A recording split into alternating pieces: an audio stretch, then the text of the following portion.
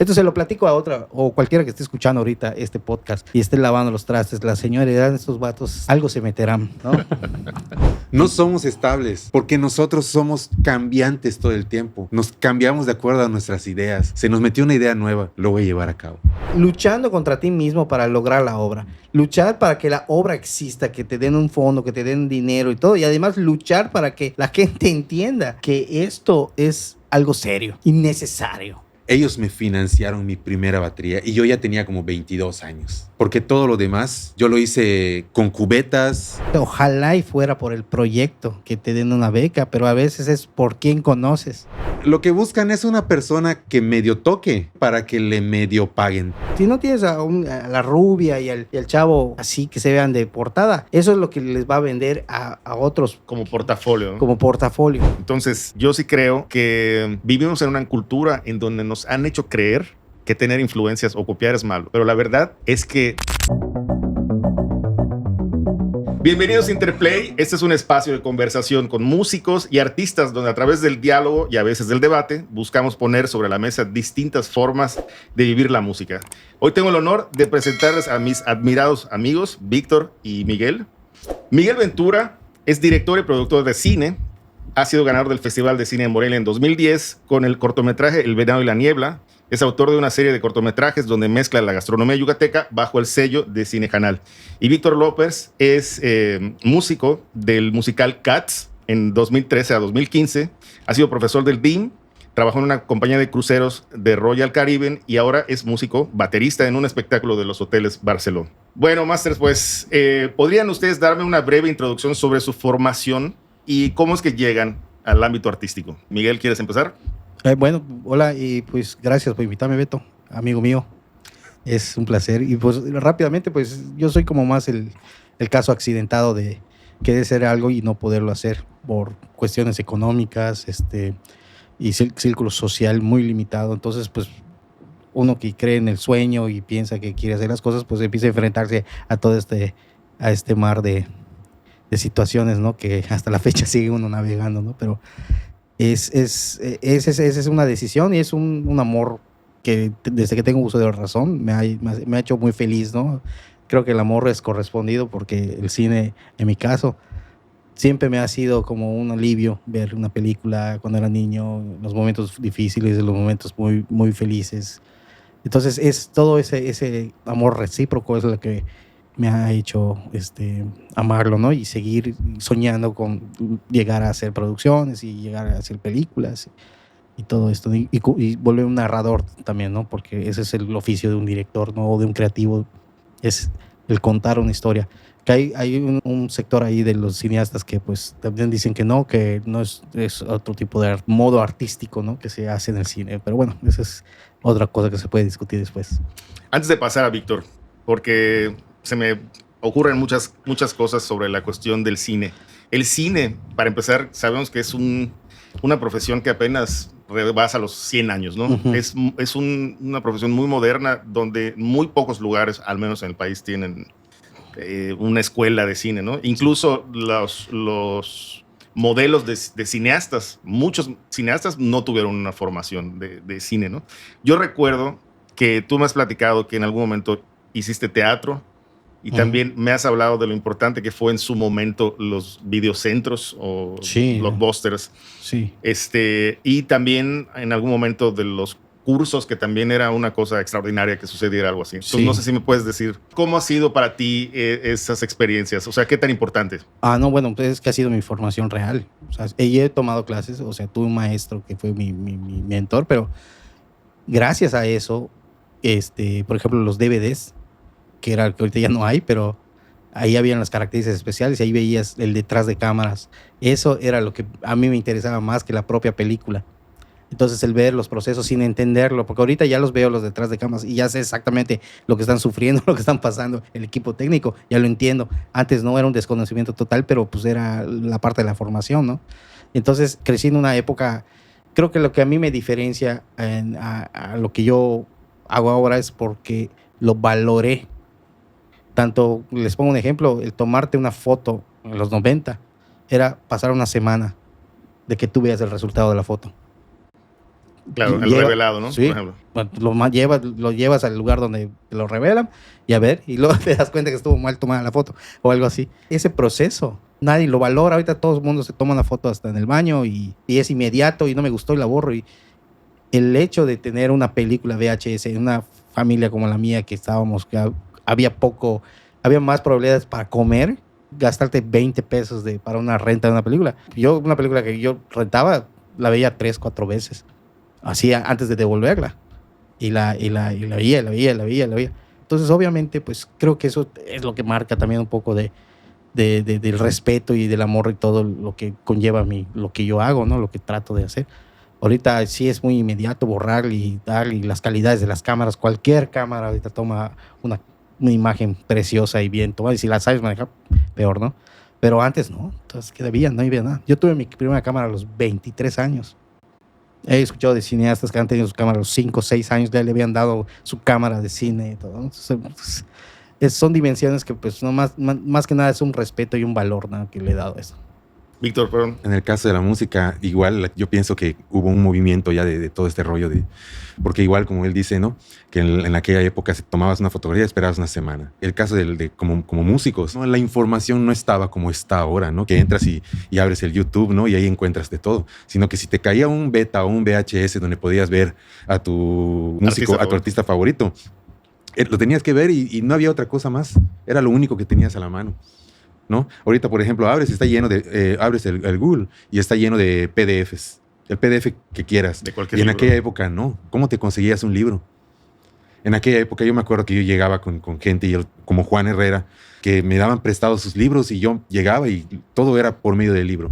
Ya no es como ahora que todo lo tienes al alcance del internet y del Google o el YouTube, ¿no? Era distinto. Supongo que toda la gente que viene de esa época, como él dice, ¿no? Con ese valor que ahora le das, ¿no? A las cosas, viene mejor preparada. Sí, no cabe duda que nosotros estamos en una generación que tiene la transición entre lo análogo y lo digital. Y sí hay o sea, nos tuvimos que adaptar a los dos. Al final... Bueno, es que nuestra generación, tanto la de ustedes como la mía, que tampoco estamos muy despegados, ¿verdad? Sí. Pero nosotros sí vimos cómo muere el análogo y cómo renace el digital. Claro. Nosotros sí vemos todas estas metamorfosis que están pasando y pues entendemos, ¿no? Ahorita nos hemos tenido que adaptar a todos esos movimientos. Exactamente. La generación de estas ya nacen con esto. Y no, pues... Desde su experiencia personal, ¿ustedes creen que se puede vivir de las artes, de la música, del cine hoy en día? A ver, contesta tu primero, maestro. Pienso que es un poco difícil. El arte en sí se ha devaluado muchísimo. Soy de las personas que pienso que hace falta mucho apoyo. Y hace falta también darle oportunidad a otras personas. Me pasó lo siguiente, te platico esta experiencia, ¿no? Por ahí del 2009, 2010, alguien me empezó a decir, no, prepara tus proyectos y mételos al instituto, la Secretaría de Cultura, y comencé a hacer mis proyectos y nunca me dieron la oportunidad, nunca me abrieron las puertas. Pero llegaba otra persona y a veces hasta mis ideas se las daban a él para que las desarrolle. Entonces hay un rollo allá de que de que el círculo está demasiado cerrado y no cualquiera entra. Y pienso que hay que darle oportunidad a otras personas también. Yo pienso que pues hay los que les dicen, no, vamos a tocar el pozole, porque es donde más hay la chamba de las bodas, etcétera, etcétera. Y hay el artista que tiene su proyecto, ¿no?, musical, todo, ¿no? Como en tu caso, ¿no? Y Jazz to Cool y todo este rollo, ¿no? Y pues yo también, o sea, pues, ¿qué hacen los cineastas? Pues se vuelven videógrafos, ¿no? Y ya hacen bodas y hacen esto. Y no es de denigrar, porque ambas partes tienen su metodología y tienen su ciencia, ¿no? Digo ciencia en las artes, es un insulto, claro, ¿no? Pero digo, su complejidad ahí la tiene cada parte. Y entonces el poder trabajar y vivir de esto y sacar lana para poder tener, por ejemplo, yo lo veo con los videógrafos de bodas, por ejemplo, tienen los equipos para filmar los más actualizados, los mejores. Y a veces tú tienes nada más un equipo muy austero con una cámara y todo, pero esa es la diferencia, que también es que vas a seguir, pues tienes que comer. Afortunadamente, pues yo, en mi caso, sí vivo 100% de eso. O sea, pero, y hay momentos malos, hay épocas buenas, ¿no? Entonces, puedo hacer más de lo que a mí me gusta hacer, que son documentales, un poquito más especializadas en otras cosas, ¿no? Pero sí es complicado, es un volado que a lo mejor la moneda ni siquiera cae, ¿me entiendes? Entonces tú echas la moneda y te quedas ahí en el limbo. Puede pasar, y lo peor, que vuelvo a lo mismo, hay mucha gente que llama, y ahorita con la inteligencia artificial y todo, pues ya es otra cosa que empieza a ser muy poco valorado, como decía aquí el maestro, ¿no? O sea, ya es poco valorado y ya cualquiera lo puede hacer. Entonces, sí es cada vez más difícil, pero pues ahí es nada más tener confianza de Dios. Okay. que se abran las puertas del cielo. La puerta del cielo, sí. ¿Ustedes conocen a Rick Beato? Rick Beato. ¿Lo has oído hablar de él? Sí. Mira, no sé si lo conoces. Yo no lo conozco. Es un músico, creo que es americano, que es muy popular porque habla de muchos temas de la música y entrevista a pues, artistas a nivel top. Pero hace una semana sacó un video. De lo que se trata es que en la actualidad él abre, por ejemplo, plataformas como Spotify y se da cuenta que los artistas que tienen más seguidores o la música que más se está escuchando, como lo menciona él, son niños ricos o inteligencias artificiales. Uh-huh. Entonces, a partir de eso, hay otras personas, otros youtubers que están hablando de esto, ¿no? La gente se está dando cuenta de que sí, efectivamente, alguien que quiere dedicarse a las artes pareciera que tendría que ser rico, porque si no, ¿de qué manera te puedes dedicar al 100% para hacer un trabajo decente? En cuanto al cine, siempre ha sido un sector de élite. Los cineastas de antaño, todos han sido gente acomodada, gente de gente blanca. O sea, la mayoría sí es verdad, siempre ha sido así. Hay oportunidades ahorita, sí, porque cualquiera puede tener una buena cámara, cualquiera puede tener, no sé, cualquiera puede pagarse un curso. Ahorita hay millones de cursos, ahorita nada más es preguntarle al chat GPT cómo puedo hacer tal secuencia y te puede decir, te puede dar una idea. O sea, hay tanto para hacer. El hecho de que siempre ha sido así, siempre ha sido la gente que tiene esa posibilidad. Por cierto, se me olvidó agregarle allá al tema, también las becas, el pelear por becas, pero no solo la beca viene por el proyecto, por eso, ojalá y fuera por el proyecto que te den una beca, pero a veces es por quién conoces. Exacto. Porque te conoce el juez y el juez sabe de tu trabajo o se dio el chance de investigar un poquito de tu trabajo y le parece y traes la propuesta, puedes tener la beca de algo, ¿no? Entonces, este embrollo tiene que ver con un sistema de quién conoces y en qué estatus estás. Entonces, ese es el tema, ¿no? Creo yo. No sé si estoy en lo correcto. Sí, yo soy de las personas que sí pienso igual. Es importante saber con quién y también tener muy definido a dónde quieres llevar lo que ofreces, a dónde lo quieres llevar. En mi caso, yo corrí con la suerte, ¿no? Son cosas que yo platico muy abiertamente y corrí con la dicha de conocer a Giovanni Figueroa y a Alex Gómez, que son gente en Ciudad de México, en todo el país, son gente muy bien, como músicos muy bien posicionados. Y ellos me brindaron esa ayuda, ¿no? Entonces yo corrí con esa suerte de que yo llegué a Ciudad de México y pues a la primera persona con la que tuve contacto en Ciudad de México fue con Alex Gómez, el primer baterista con el que tuve contacto. Y entonces pues fueron cosas que también sin querer sucedieron, ¿no? Y eso me ayudó mucho. Alex me ayudaba con suplencias y me recomendaba y esto y lo otro. Y eso me fue abriendo un poquito los caminos, pero ¿con quién llegas para poder cumplir con el objetivo? Sí, porque también, ¿sabes qué? Pasa como el caso de la más bonita también. Digo más bonita no físicamente, sino que a veces tienes facilidades o un talento o lo que sea, y el hecho de ser todavía más bonita, vamos a decirlo, en la belleza, eso lo he visto yo en casos, casualmente lo platicaba con Yelska, mi esposa, ¿no? Pero dice, he visto casos, por ejemplo, que ella trabaja con mucha gente bonita, ¿no? Modelos y todo, y siempre es el mismo factor. A veces la más bonita le hacen de pedo la cosa, ¿me entiendes? Le hacen la bronca por el mismo sistema de las que para que caiga en algo o le pase algo, para que no resurja. Entonces, ese factor de con quién llegas, como tú dices, y quién te acomode, y quién te dé el chance, el empujón. Ese es el valor suerte, creo yo, que ese es el que a veces no todos la tienen. Claro. No todos tienen esa chance de esa protección, porque no es solo el talento. A mí me dolió mucho cuando mi maestro me dijo, mi mentor me dijo, el talento no lo todo. Me dice. Yo decía, ¿pero por qué? Si hay la idea y los proyectos. Me dice, eso no tiene nada que ver, es una fracción, es un 20%. Necesitas otras cosas que ahorita ya las voy entendiendo. Ahorita con la marcha, ¿no? Sepan que con estos dos amigos tenemos el hábito de que si nos hablamos por teléfono nos podemos tardar 4 horas sin parar. Y sin tomar ni una gota de alcohol, es lo más Exactamente. Es lo más triste. Eso es lo más increíble. Pero me han contado muchas cosas y ya hay una serie de cosas muy importantes sobre el tema de la procrastinación. ¿Cómo manejan esto ustedes? Víctor. Ok. Es importante enfocar las energías en algo, en cosas que realmente sean productivas. Principalmente, ¿no? Como lo que estábamos platicando hace rato, ¿no? Si tú creas tu sistema de estudio diario, ¿no? Hoy voy a estudiar tal cosa y tal, es un sistema que tú ya creaste. Y es importante que tus tiempos estén enfocados en eso. Y lo que decíamos también, ¿no? Que llega alguien y te golpea la puerta, ¿no? Y tú estás pero concentrado y necesitas terminar porque pues ya tu día lo tienes organizado.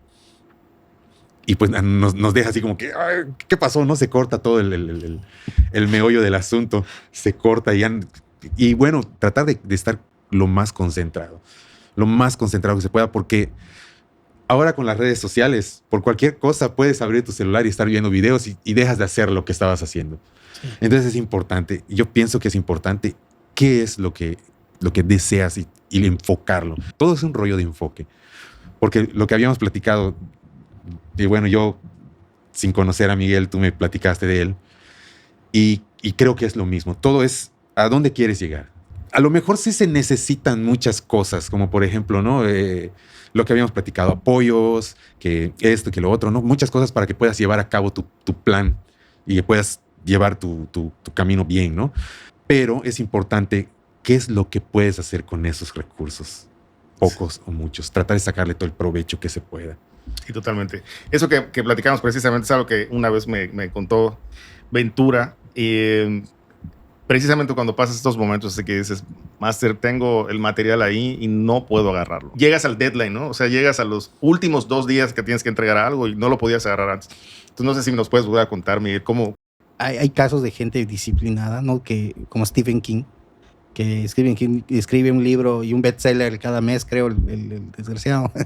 Hay una plática en YouTube, los invito a verla, que está Stephen King y J.R. Martin, y rápido les digo, le pregunta, Martin es el que hizo el Juego de Tronos, entonces le dice, Martin, ¿cómo haces para escribir tanto, no? Y dice, yo tengo que sentarme, contesta Stephen King, 6 horas. 6 horas me tengo que yo sentar a escribir. No sé qué, pero tengo que yo hacer 6 horas escribiendo, esa es mi hora de trabajo. Martin tiene...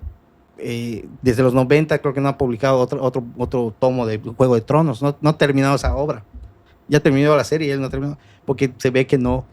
En mi caso, por ejemplo, yo no tengo déficit de atención, me cuesta mucho trabajo agarrarle el hilo, me distraigo con facilidad, me pienso demasiadas cosas, problemas del día, ¿no? O sea, qué vamos a comer hoy, qué esto, etcétera, etcétera. Entonces eso me hace como una licuadora donde ya no puedo agarrarle el hilo. Entonces al agarrarle el hilo y viene algún tipo de distracción, interrupción, en ese momento que ya agarré esta brecha, ¿no? Y aquí empiezo a encajarlo, me doy cuenta que ya pues pierdo la paciencia y digo, no, ya, ¿por qué me hacen soltarlo, no? O pasa algo, una urgencia o algo así, ¿no? Me pasa que a partir de las 3, 4 de la madrugada empieza a venir la musa.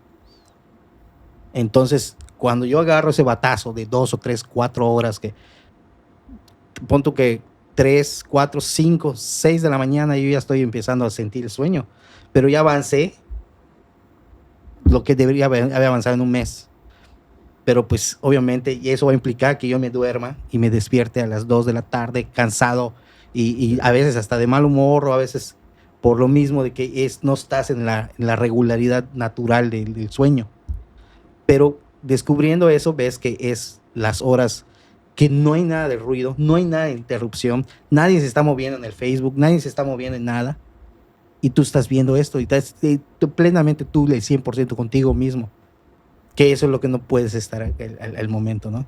Bueno, no sé si era lo que te acordabas de lo que te decía. Sí, yo me acordaba de eso, ¿no? O sea, que pasaba algo similar, que incluso tú a veces te podías echar un proyecto 2 días sin parar o 3 días sin parar, pero a veces el problema, y eso me acuerdo porque siento que he vivido muy similar la situación, pero precisamente lo que me decías es que no puedo agarrar un proyecto que me van a interrumpir porque es un tiempo perdido. O sea, no me va a servir de nada esa hora si hay una interrupción. Sí. Tiene que ser un trabajo que no puede parar. Sí, de hecho, ahorita me pasó con el proyecto de Felipe Apo, del documental que hice, que llevo 5 años a realizarlo, pero como no había mucha información, pues estaba yo como picando y poquitas cosas, y se fueron los años juntando el material, se fue armando, y fue así como muy, muy artesanal, pero no tenía yo, me llevó mucho tiempo de lo que normalmente no me llevaría, ¿me entiendes? O sea, porque vas picándole y todo, ¿no? Entonces, es según el proyecto. Ese es según el proyecto. Fíjate que yo ahorita estaba viajando con Adri y Leo, porque estábamos regresando de una chamba, y como está lejos, pues había chance de platicar. Y le digo a Leo, también somos personas que nos cuesta mucho concentrarnos, ¿no? Sí. Pero lo que me cae el 20, o lo que estaba yo tratando de analizar para explicarle por qué no toleramos una interrupción cuando estamos en un trabajo, ¿no? Entonces le puse el ejemplo. Imagínate que tú estás trabajando en un proyecto frente a la computadora. Es un proyecto que a lo mejor tiene, no sé, 20 días de rodaje, ¿no? Entonces esos días de rodaje están en 3 discos duros diferentes, ¿no? Y tú sabes que en el disco 1 está del día 1 al 8, en el disco 2 está del 9 al no sé qué, en el 3 están los audios, en las otras memorias USBs hay otros sonidos ambientales que acabas de traer o que te conseguiste, y la música, y ya hay una cámara en otro lugar, ¿no? Te pones a armar todo. En la primera hora, tal vez, como yo lo veo, solamente está tu cerebro empezando a organizar en una memoria como RAM, así como volátil, que si alguien te interrumpe se va a borrar, ¿no? Para empezar, ¿dónde está todo lo que voy a utilizar, ¿no? O sea, lo tienes primero en la mente, hace cuenta que como que en una sección de la mente está dónde está todo el material. En la otra, cuando estás empezando a ver, se te está ocurriendo una idea, pero no puedes parar porque estás esperando a ver lo que sigue, ¿no? Sí. 2 ideas, 3 ideas, 4 ideas. De repente ya estás en un corto de 10 minutos y lo estás viendo y te estás acordando de todo lo que te acabo de decir, que es dónde están todos los materiales, todo lo que acabas de ver que tienes que corregir y las ideas que tenías. Imagínate que ya llevas 2 horas y de repente suena el teléfono, pasó alguna cosa, ¿no? Pero el problema está en que, vamos a decirlo así, una persona que no va a tener interrupciones porque de alguna forma tiene un subsidio para dedicarse las 24 horas al día, pues lo puede hacer y lo va a gozar si le gusta esta onda.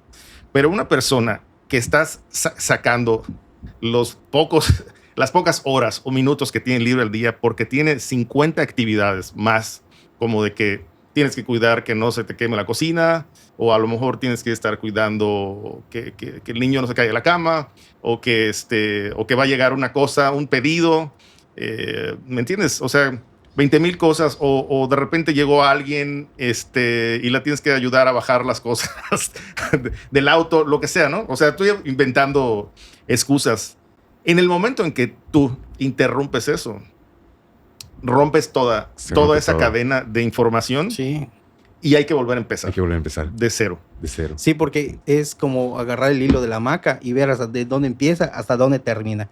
Entonces, qué excelente ejemplo. Sí, entonces ya cuando estás tú viendo y siguiéndole, te dicen, oye, o algo así, y lo sueltas, y ya lo único que vas a hacer es una hamaca, entonces otra vez empezar a volver a ver, y obviamente eso termina uno, a veces platicando con un amigo de mi esposa, él es ilustrador, y dice que una vez hasta rompió una puerta, ¿no? Porque ya él estaba concentradísimo en ese momento que estaba él viviendo la obra, porque hay que entender también, el artista lo vive. Claro. ¿no? O sea, vive la obra, lo que está haciendo lo está viviendo, lo está sintiendo. Hasta lo sufres, ¿no? Hasta lo sufres y es verdad, te tratan todas tus emociones. Y así sea un pincelazo o estás ahí escribiendo una clave de algo o lo que sea, estás viviéndolo. Entonces, cuando hace esta electricidad, porque se me hace como un choque de electricidad que se hace así y despiertas de eso y te dicen, no hay agua, hay que ir a comprar el agua. ¿No? Entonces, así de, sí, hombre. Entonces, eso es lo que estaba platicando este chavo, ¿no? Dice, entonces yo así con la otra, ya viste, porque sí es importante, porque yo no puedo agarrar y decir, voy a dedicarle 3 horas, 4 horas a este proyecto, de aquí a esta hora, no puedo, no me sale, por más que lo he intentado, no me sale, pero sí ya vi las horas, pero yo tengo un hijo con autismo que requiere que se despierte a las 6 de la mañana y se pone a hacer las actividades de su día, que es correr, jugar, comer y estarlo cuidando y todo eso. Entonces, si yo me desvelo, porque la mamá tiene que ir también a trabajar, o sea, tiene también sus cosas y tiene que ir a hacer sus cosas, entonces yo me voy a tener que quedar en la mañana con él y compartir en la tarde, etcétera, etcétera. Y ese juego no me puedo dar la libertad de desvelarme a las 6 de la mañana, pero sí ha habido casos donde esta última vez que estoy trabajando un guión para otra persona, estoy adaptando un guión, me voy a desvelar toda esta semana, así que te lo avientas tú. Yo voy a quedarme aquí de aquí hasta las 6 de la mañana, que yo pueda, voy a estar escribiendo. Y sí es cierto, y avancé un montón, avancé. Entonces, no lo sé, yo siento que nada más es el que ya nadie te interrumpa, nada, pero no es ni interrumpir por una forma mala de mencionarlo, ¿no? De que te estorbe o que no. Claro. Simplemente la distracción, tu mente es la que está contigo mismo. Tú estás en tu ser y estás enfrente a la computadora y estás trabajando y a tu modo, que nadie, que es, vamos a decirlo, hasta tus peores hábitos los haces allá. Porque a mí, lo que me da a mí, y cuando estoy chameando, un chingo de ganas de fumar. Yo casi no fumo, pero me da un montón. Avanzo más con una cajetilla de cigarros y estar fumando. Algo que no debería ser, que no es sano, ¿no? Pero, claro, te da ansiedad. Pero es la ansiedad. Entonces estás viviendo. A mí me pasa mucho que ya que y luego le dijo, y luego le hizo, y dije, mira qué padre quedó y todo. Y en vez de que le siga, me paro emocionado a dar vueltas y a revivir esa secuencia. Y voy perdiendo tiempo ahí pensando lo que ya escribí. Y ya me explico. Porque a mí lo que me pasa mucho, Beto, mi maestro, es lo que yo he escrito. A veces yo no sé las acciones que pasan en los personajes, todo, ni siquiera las había pensado. En el mismo juego de que le estás dando personaje y de repente el personaje contesta algo o dice algo o hace una acción que yo ni sabía que iba a hacer. Está vivo, y es lo que te digo, estás viviéndolo. Sí. Entonces, eso lo celebro mentalmente, emocionalmente y me emociono. Pero bueno, eso es una vamos a decir, esta cosa es de locos, de gente que está no está bien de la cabeza. Porque esto se lo platico a otra o cualquiera que esté escuchando ahorita este podcast y esté lavando los trastes. La señora edad de estos vatos algo se meterán, ¿no? Mira, 2 cosas se me ocurren. Es como un médico que está haciendo una operación a corazón abierto que va a tardar 6 horas y de repente en la hora 3, donde ya está a punto de reconectar una vena, venga alguien a interrumpirlo. Uh-huh. O sea, es imposible, ¿no?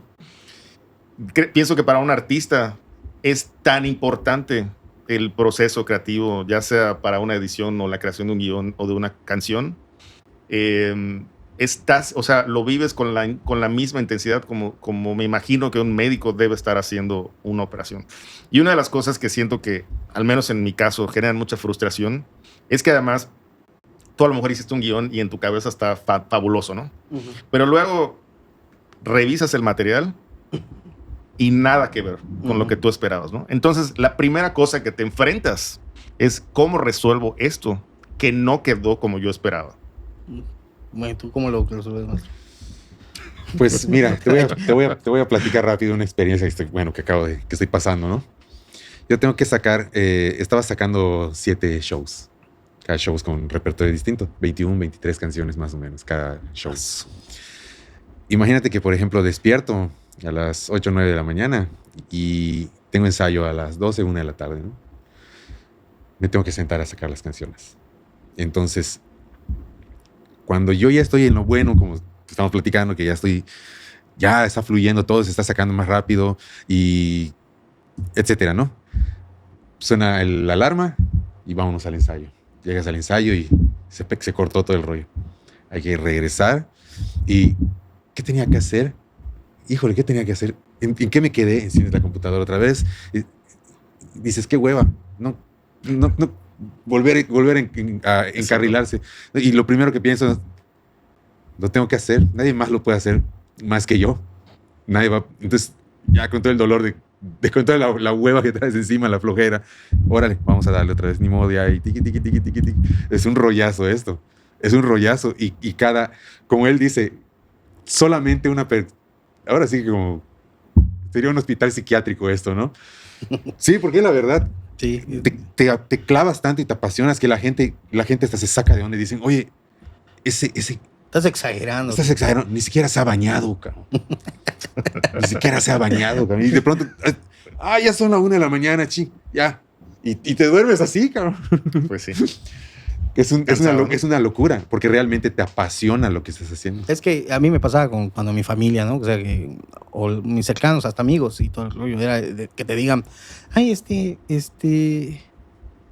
o sea, pero sí, chido, pero, o sea, cine, pues está bueno. O sea, como que no había esa importancia. O sea, eso ya es un hobby, es algo cotorrón, pero tienes que hacer lana y tienes que irte a trabajar y estar en una nómina y estar, que sí está padre a veces, ¿no? Pero dices, no estás en ese contexto y tienes que estar luchando por hacer, es luchando contra ti mismo para lograr la obra, luchar para que la obra exista, que te den un fondo, que te den dinero y todo, y además luchar para que la gente entienda que esto es algo serio y necesario, ¿no? Y además necesario. Pero no solo es luchar por hacer la obra per se, sino que esté lo mejor posible a los estándares de calidad que por eso estás sobre donde estás, por ejemplo. O sea, es lograr además eso, porque cualquiera puede hacer una obra y cualquiera puede matarse y hacer, pero también lograr que esa calidad esté, que exista eso. Esa es la lucha. Entonces hay muchos factores que uno tiene, a veces la gente que no está metida en este rollo y lo ve de lejos y dice, mira, se oye, una vez así me dijeron en un video, una chama que di, me dijo el cliente, se ve clarito. Fue la percepción de él. Sí, fue lo primero que él percibió. No sabe, porque no tiene las herramientas para explicarte que estuvo buena la fotografía, que el audio está muy bien, que la historia que se contó y su video estuvo muy bien. No, nada más te dijo, se ve clarito porque pues, es lo que entiende él, nada más. Y no tiene tampoco que entenderlo. Entonces, eso también hay que entender. Entonces, si tú ves a un baterista, ¿no? Y está ahí matándose con la bataca, y dice, pues el grupo se oye bien, ¿no? Usted no sabe los desvelos, como tú estás diciendo, todo lo que sacaste, lo que estudiaste antes también para llegar a ese nivel y soltar uno que ya entiende un poquito de arte. Yo no soy músico, ¿verdad? Pero entiendo. Y a veces sí sabes con un buen acento de la bataca cuando cae lo oyes y lo escuchas, a pesar de que no entiendes, pero dices, este gallo tiene onda, ¿no? Tiene algo impresionante. Estudió, se le oye, ¿no? Pues déjame decirte que ese es un tema súper especial. Porque, por ejemplo, basándonos en lo que tú dices, ¿no? De que también cuenta mucho el gusto que uno tiene, como artista, ¿no? Si tienes pocos recursos, con los pocos recursos, si tienes buen gusto, puedes ofrecer y a la gente le va a gustar. Exactamente. Recuerdo que en una ocasión llegué a tocar a algún lugar, ¿no? Y alguien de los músicos dijo, oye, me gusta cómo suena esa tarola Gretsch que tienes, suena genial. Hasta dijo el nombre, ¿no? La tarola Gretsch que tienes, suena genial. Y le dije, no es una tarola Gretsch, es una Power Beat. Me pasó en Ciudad de México.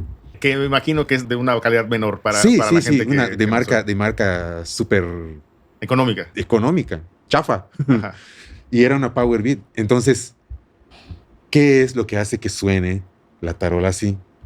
También, no me estoy echando mis flores ni nada, pero también cómo tú lo vas a hacer sonar con los pocos recursos que tengas, ¿no? Me voy a adelantar a una de las preguntas porque acabas de tocar el tema. Hay un dicho que se dice en México, no es la flecha, es el indio. Uh-huh. Tú estás más o menos hablando un poco de que, o sea, desde la perspectiva que me dices, es que no importa tanto el instrumento y es es la persona la que Sí, hace el sonar. gusto. El gusto que Sin tiene. embargo, Víctor, tú has tenido instrumentos de muy buenos. Cuando ya llegas a tener una tarola ya de una gama alta, dirías, voy a retroceder a la que tenía antes. Puede ser que sí suceda. Y también te puedo platicar de un ejemplo, ¿no? Conozco muchos guitarristas, sobre todo guitarristas, que tienen un sinfín de pedaleras y un montón de procesadores y todo. Es verdad lo que Y estás diciendo. siempre cuando tocan su distorsión suena a mosco. No tiene, es la verdad, no tiene ese punch que debiera sonar. Sí. Y conozco gente que solamente con el distorsionador que trae el amplificador Pibi de 6, de una bocinita de 6, ahí están sonando. Claro. Cabrón. Sí, eso Entonces, es lo que hablas del concepto de buen gusto. Del buen gusto. Es un buen argumento. Es Mira, un buen argumento. y no dudo que suceda lo mismo aquí con Miguel. No dudo que suceda lo mismo. Pues mira, yo te voy a contar algo que ahorita Miguel me va a decir si es verdad o no. Yo el primer corto bueno, no es el segundo corto, donde además tuve el honor de participar aquí con el máster. Ujú. Fue un corto de terror que se llama Obsesio. ¿Qué cámara usaste? Una T2i. T2i. Es una así Es una Powerbeat. Pero tú ves lo que quedó. Y mira, yo estaba en un taller de música para cine en ese entonces y me tomé la libertad de incluso mostrar lo que estaba yo haciendo para la música para Miguel y todo el taller de dónde sacaste ese corto. Porque además de quedó una narrativa increíble, quedó una cuestión visual que cualquiera te hubiera dicho, eso lo hizo con una cámara de cine y un equipo, ¿no? Sin embargo, Miguel, o sea, es muy interesante lo que estamos hablando porque yo creo que hay las dos cosas. Yo creo que son importantes las dos cosas. Yo pienso que sí se tiene que tener un instrumento o una herramienta de buena calidad. Lo he vivido desde distintos ámbitos. Por ejemplo, en la carpintería o en la herrería. O sea, las herramientas te brindan seguridad, que no se te vaya a cortar un dedo. Exacto. Y, por ejemplo, en las guitarras, en los bajos, hay una mejor afinación, una mejor ecualización, un mejor sonido, o a lo mejor cierta calidad de parches no se rompe tan fácil. ¿Me entiendes? Siento que sí hay cuestiones tecnológicas que nos están, como yo lo veo, solucionando problemas que nos hubieran quitado mucho tiempo antes. Entonces, ¿tú cómo lo ves? Porque tú ahorita ya no estás usando una T2i. No. Por ejemplo, Huevito con Chaya, el corto que había hecho, también lo hicimos con lo de Houston era con las 5D de Adriana. Ah, mira, no sabía. Con las 5D de Adriana, ¿verdad? ¿Te acuerdas? La de Houston, la parte de la cocina. Y todo lo que es del pueblo es con la T2i.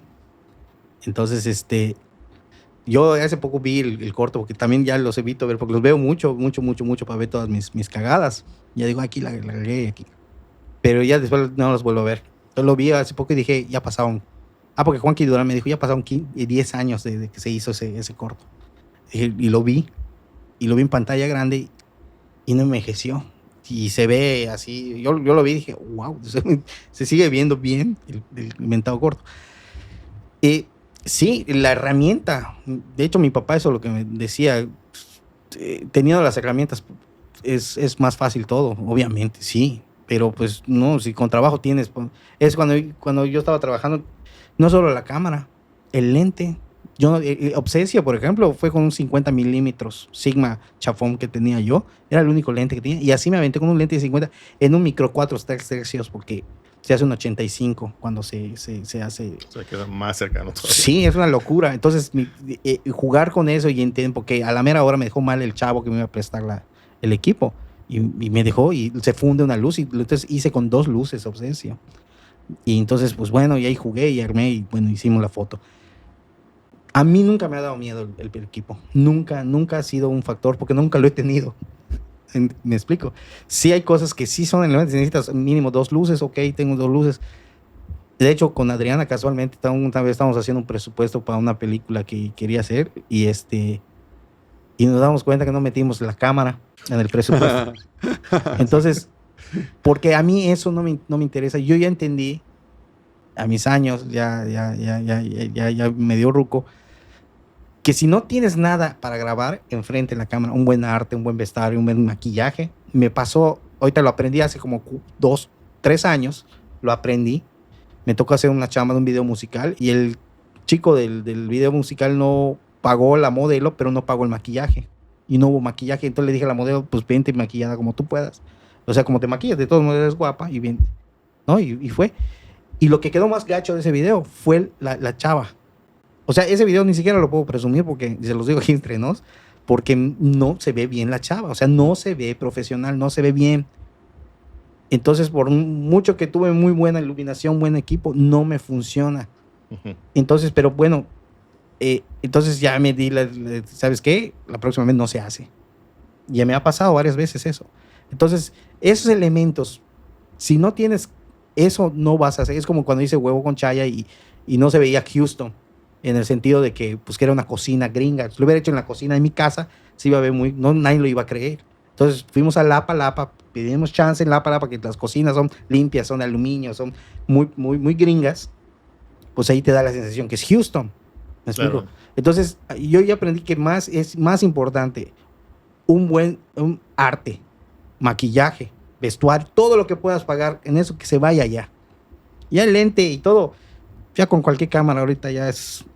Okay. No, entonces, esos elementos es lo que hay que hacer, ¿no? Y obviamente, pues, saber dónde colocar la cámara, ¿no? O sea, para que funcione el diálogo, porque es un diálogo que vas a tener con la puesta en escena y la cámara. Es el diálogo. Ahora, Miguel, Netflix no te deja usar cualquier cámara. Exactamente. Sí. ¿Por qué? Tiene sus estándares. O sea, tú no puedes llegar con tu agua aquí y decir es el agua Beto Palomo, ¿no? Ahí tienes que ellos decir, la vamos a probar y vamos a saber si la vamos a analizar y ahí le ponemos nuestra etiqueta. Okay. Esa es la etiqueta en Kirkland. Entonces, así funciona Netflix. Claro, puede ser que como institución tenga otras... Tienen ellos sus elementos. Okay. De hecho, ya es un estándar ahora cuando haces corrección de color o cuando haces ese tipo de fotografía. Te dicen un tipo de fotografía y color tipo Netflix. Ya se sabe que ya hay ese estándar de colores, ya ese estándar. Entonces, ya ellos ya tienen sus reglas por sus reproducciones o no sé cómo se pueda llamar, donde pues tienes que tener ese tipo de cámara, tienes que tener ese tipo de bitaje, tienes que tener ese tipo de elementos que va para poder hacer que Netflix se digna y a ver si le ponga el sello una producción original de Netflix, cuando no es una producción, se le vendió esa película, porque lo produjo Palomo Studios, por ejemplo, ¿no? Claro. Pero eso no limita si no tienes eso. Eso es otro tema curioso que hay en este mundo, en este mundillo de los filmmakers, que ahorita les dicen filmmakers, todo. Pero es eso, si no tengo eso, no está autorizado por Netflix, no lo puedo, no está chido, no, o sea, ahorita no importa, obviamente, todos ahorita le tiran a Netflix, porque sí está padre que tengas una película en Netflix, pero no es, pues sí, porque es el campeón, es el más grande, es el que te puede pagar más lana y te puede, sí, obvio, es importante que llegues, de hecho es el estándar de Hollywood. Ahorita antes era que llegues a Hollywood y que te hagas una película de la Warner o algo así, pero el problema de la distribución, de la exhibición de películas, ya no es una garantía que vendas, que te hagas millonario, ya no, y ellos ya, las plataformas ahorita es lo que, y el rey es Netflix. Entonces, si tú le logras vender una película, o Netflix te compra una película o lo que sea, ya lo hiciste. O sea, ya te lo van a pagar lo que vale. Ese mundo ya cambió también. Entonces, en el cine, y es desgraciadamente viéndolo uno cómo se va transformando todo. A veces me pasó algo curioso. Cuando yo aprendí mi primer curso de fotografía y terminé el curso y todo, yo ya me sentía fotógrafo. Y ya se había acabado el rollo de los rollos. Ya no podías conseguir tan fácilmente los rollos, dónde revelar, los químicos para revelar, ya no. Ahorita ya era todo digital, todo el mundo andaba con su cámara digital y tú tenías que comprarte una cámara digital que en ese tiempo todavía era mucho más cara comprarte. Entonces, si tú estás jodido, pobre y todo el chaparro, yucateco, moreno, entonces todavía sí, pues ya se te complicó, sí, ¿no? Sí. Entonces, esos rollos a veces es pero es lo que te brinda más cualidades. Entonces, no quiere decir que porque no tengas una cámara de Netflix que esté autorizada por Netflix, pues vas a hacer una gran película, ¿no? O sea, eso no tiene nada que ver. Claro, totalmente. No. De hecho, hay la mayoría de las películas que no son del estándar, películas que conocemos, que no están grabadas con los estándares de, pues, no sé, Transformers. Entonces, no está grabado con cámaras ni con las cualidades que pide Netflix. O sea, no importa eso. Voy a regresar a la primera pregunta. ¿Creen que en esta profesión se puede aspirar a tener una estabilidad casi como tener una casa propia? En estas épocas creo que es muy complicado. ¿Cómo estuvo la pregunta? Porque está dolorosa, güey. Mira, dentro de esta profesión se puede aspirar a cierta estabilidad como tener una casa propia o una vida estable. No tiene. El artista no tiene la vida estable, ni su mente está estable. O sea, no estamos estables. Esa es la verdad. Ahora, Acaba de decir la verdad. Sí, no estamos estables. Sí. No, es lo que te estaba diciendo hace rato. Somos como músicos, artistas, lo que tenga que ver con el arte. Somos un hospital psiquiátrico, cabrón. Sí, es la verdad. Pues No somos estables, porque nosotros somos cambiantes todo el tiempo. Nos cambiamos de acuerdo a nuestras ideas. Se nos metió una idea nueva, lo voy a llevar a cabo. Y a mí, por ejemplo, en mi caso, en mi familia, con mis hijos, no tengo casa, yo rento casa. Entonces, estoy el constante de decir, bueno, hay que pagar la renta, hay que sacar para esto. O sea, y si es un sueño charro de tener una casa, ¿no? De decir, bueno, ya por fin no voy a pagar renta, ¿no? Ese es un sueño que Dios quiera en algún momento, ¿verdad? Ojalá y pronto.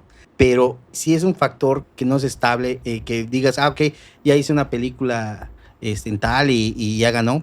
Puedes ganar, porque eso sí, pues el cine en particular es bien pagado. Digo, vamos a hablar de los estándares. Si te contrata Netflix para hacer ya sea de una asistencia o de algo, tú ganas una buena lana trabajando de eso, ganas bien, puedes ganar bien, pero pues ok, no lo ¿cuánto vas a vivir? Unos meses desahogado.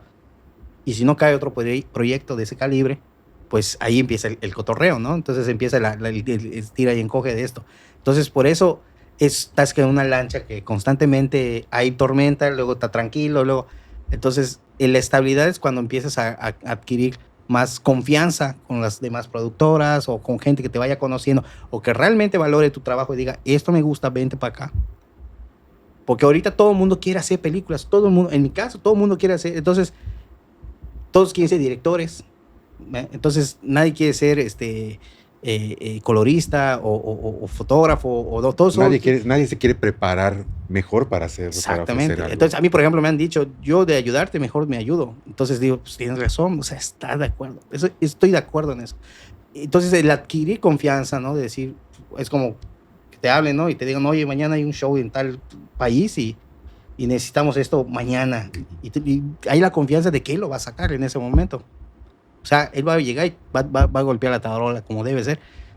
Y eso se adquiere con el tiempo y todo. Y en eso está. Yo siempre he vivido con este mantra, ¿no? Que mi mamá me decía, ¿no? Si las cosas las haces 100% bien, algún momento va a suceder algo. Ahorita no pasa nada, ves que no se mueve nada y te desespera porque sí entra en la desesperación. Pero yo a veces eso me pasa, me entra así como, ay, ¿qué está pasando? Pero ya luego me acuerdo y dije, no, espérate, yo hice bien mi chamba y lo que estoy haciendo lo estoy haciendo bien y ahí está. Va a suceder algo, y sucede algo siempre, siempre. ¿Por qué? Porque primero está mi trabajo y primero está mi vida y mi trabajo es mi vida, ¿me explico? Entonces, para mí, primero es esto, es importante. Entonces, hay que hacerlo bien, correctamente y lo mejor que se pueda. Yo sí quisiera grabar con unas Harris, ¿no? Las zonas del estándar del cine. Y no puedo con eso, pero no quiere decir que por eso no se va a ver chafa mi película y diga, ay, no, perdón, se ve culero porque no tenía una cámara buena. No. Entonces, hay que hacerlo bien. Claro. Una de las cosas también que ha afectado mucho para poder tener como que cierta estabilidad económica son los estándares que se están manejando ahora. Por ejemplo, ¿no? En los 80s, ¿no? Era yo un chamaco, pero yo me acuerdo muy bien que salías a la calle y te encontrabas con músicos que nadie tocaba en eso entonces lo mismo que el otro. Eran estilos totalmente distintos, cada quien tenía su propio estilo. Entonces, por lo tanto, había un talento único. Cada quien tenía un talento único. Entonces, ese talento tenía un precio, un costo. Quiero que fulano esté conmigo tocando, pero su talento cuesta 3,000 pesos por evento. Y dices, ok, se lo voy a pagar porque sé que lo vale. Sé que en la calle no me voy a encontrar a otro como él.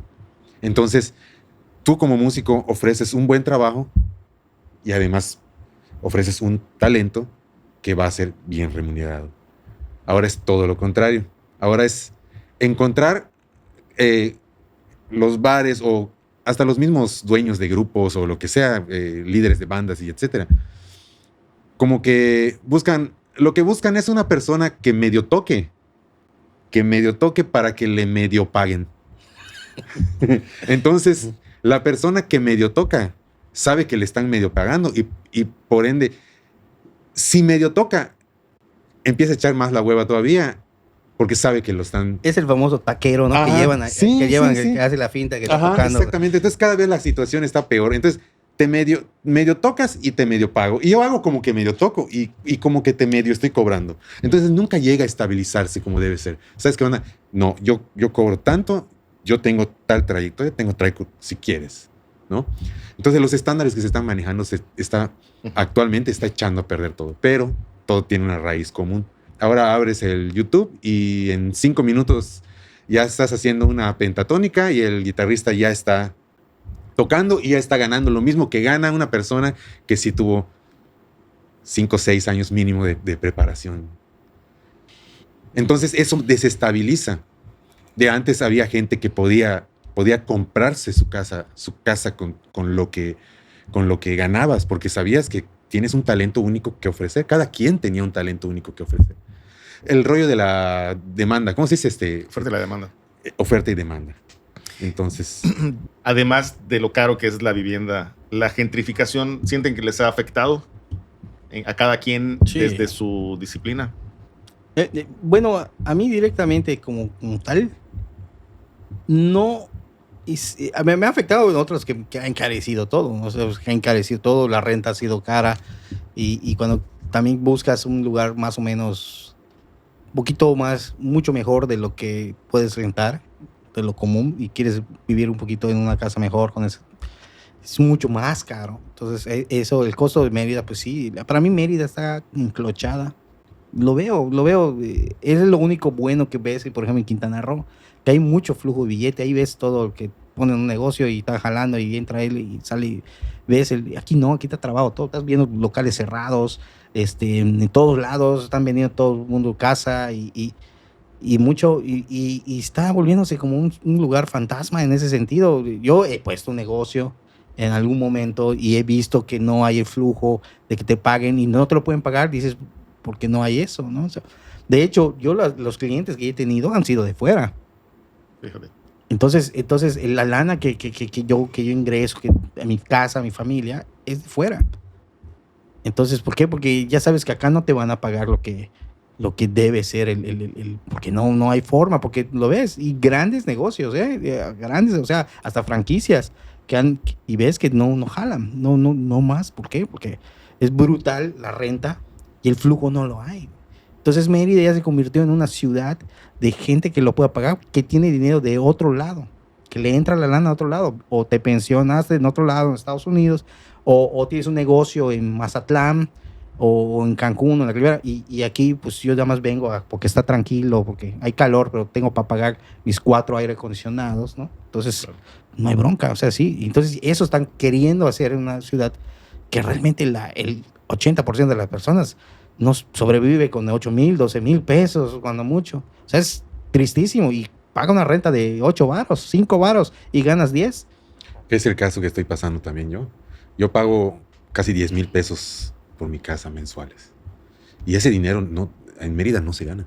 Solamente yo que me dedico al 100% a la música, no lo ganas. Sí, Mérida está carísimo y sigue dando unos sueldos bajísimos. O sea, Mérida tiene la misma onda de los 90, 2000, el mismo sueldo, la misma, o sea, no sé, pero no hay flujo, esa es la bronca. Es como que yo agarre y digo, voy a poner un puesto de tacos aquí en la esquina, te encierras en un círculo de que solo vas a ganar, no sé, vamos a suponer 3,000 pesos los 2 días que abriste. Vas a ganar 3,000 pesos, invertiste 2,700, te quedas 13. Entonces, no sales de ese rango, porque es todo lo que hay. Los únicos que te van a comprar es eso.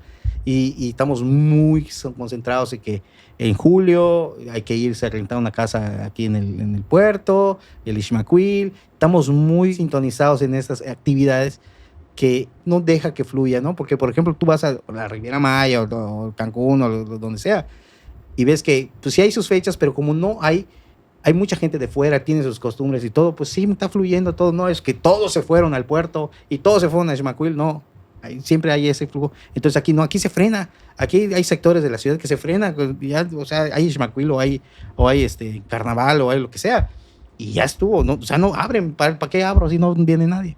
Sí. Víctor, quiero regresar a una de las primeras preguntas sobre tu formación musical, tu familia, tu papá es músico. Sí, mira, la mamá de mi papá, mi abuela, tocaba la guitarra y mi papá tenía un tío que era invidente y él tocaba la guitarra. Entonces mi papá aprendió de mi tío. Mi papá, pues lógicamente se prepara, él se va a Ciudad de México y se recibe como, se titula como guitarra, no recuerdo qué título se llevó en Ciudad de México. Y pues él toda su vida trabajó, él desde sus 8 años más o menos ya tocaba el requinto y salía con mi tío invidente a las cantinas a ganarse las propinas, ¿no? Entonces, lógicamente, como mi papá es músico, nacen mis hermanos y mis hermanos crecen con la música y casi todos mis hermanos son músicos, multiinstrumentistas también. Somos 8 hermanos varones y 4 hermanas.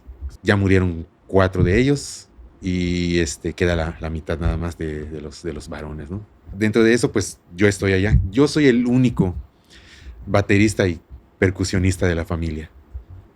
Toco guitarra muy básica. En mis épocas de juventud, opté por aprender un poco de guitarra y llevar serenatas. Y llevaba serenatas. Va a cumplir años la mamá de un amigo. Vamos a llevarle serenata. Vamos.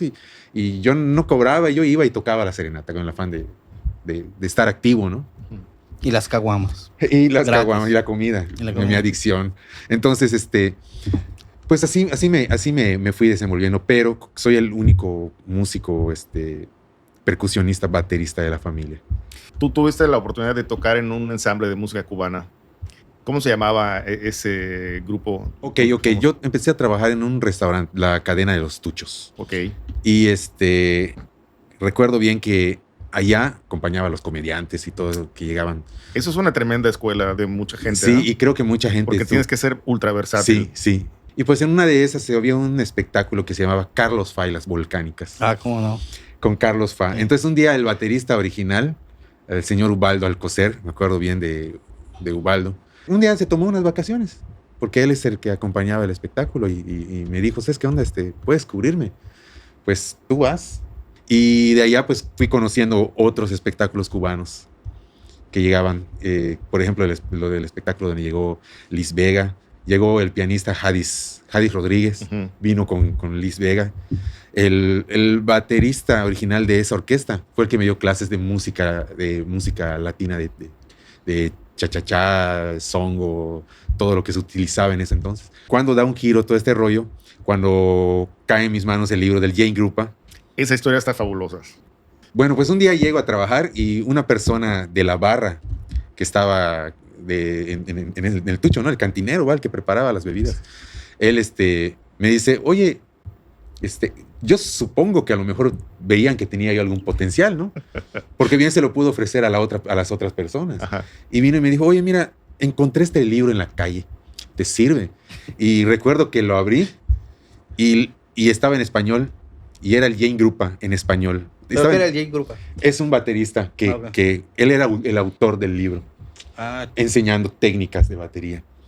Entonces yo lo vi y dije, sí me puede servir. El caso es que yo mantuve ese libro allá y como que lo agarraba de vez en cuando.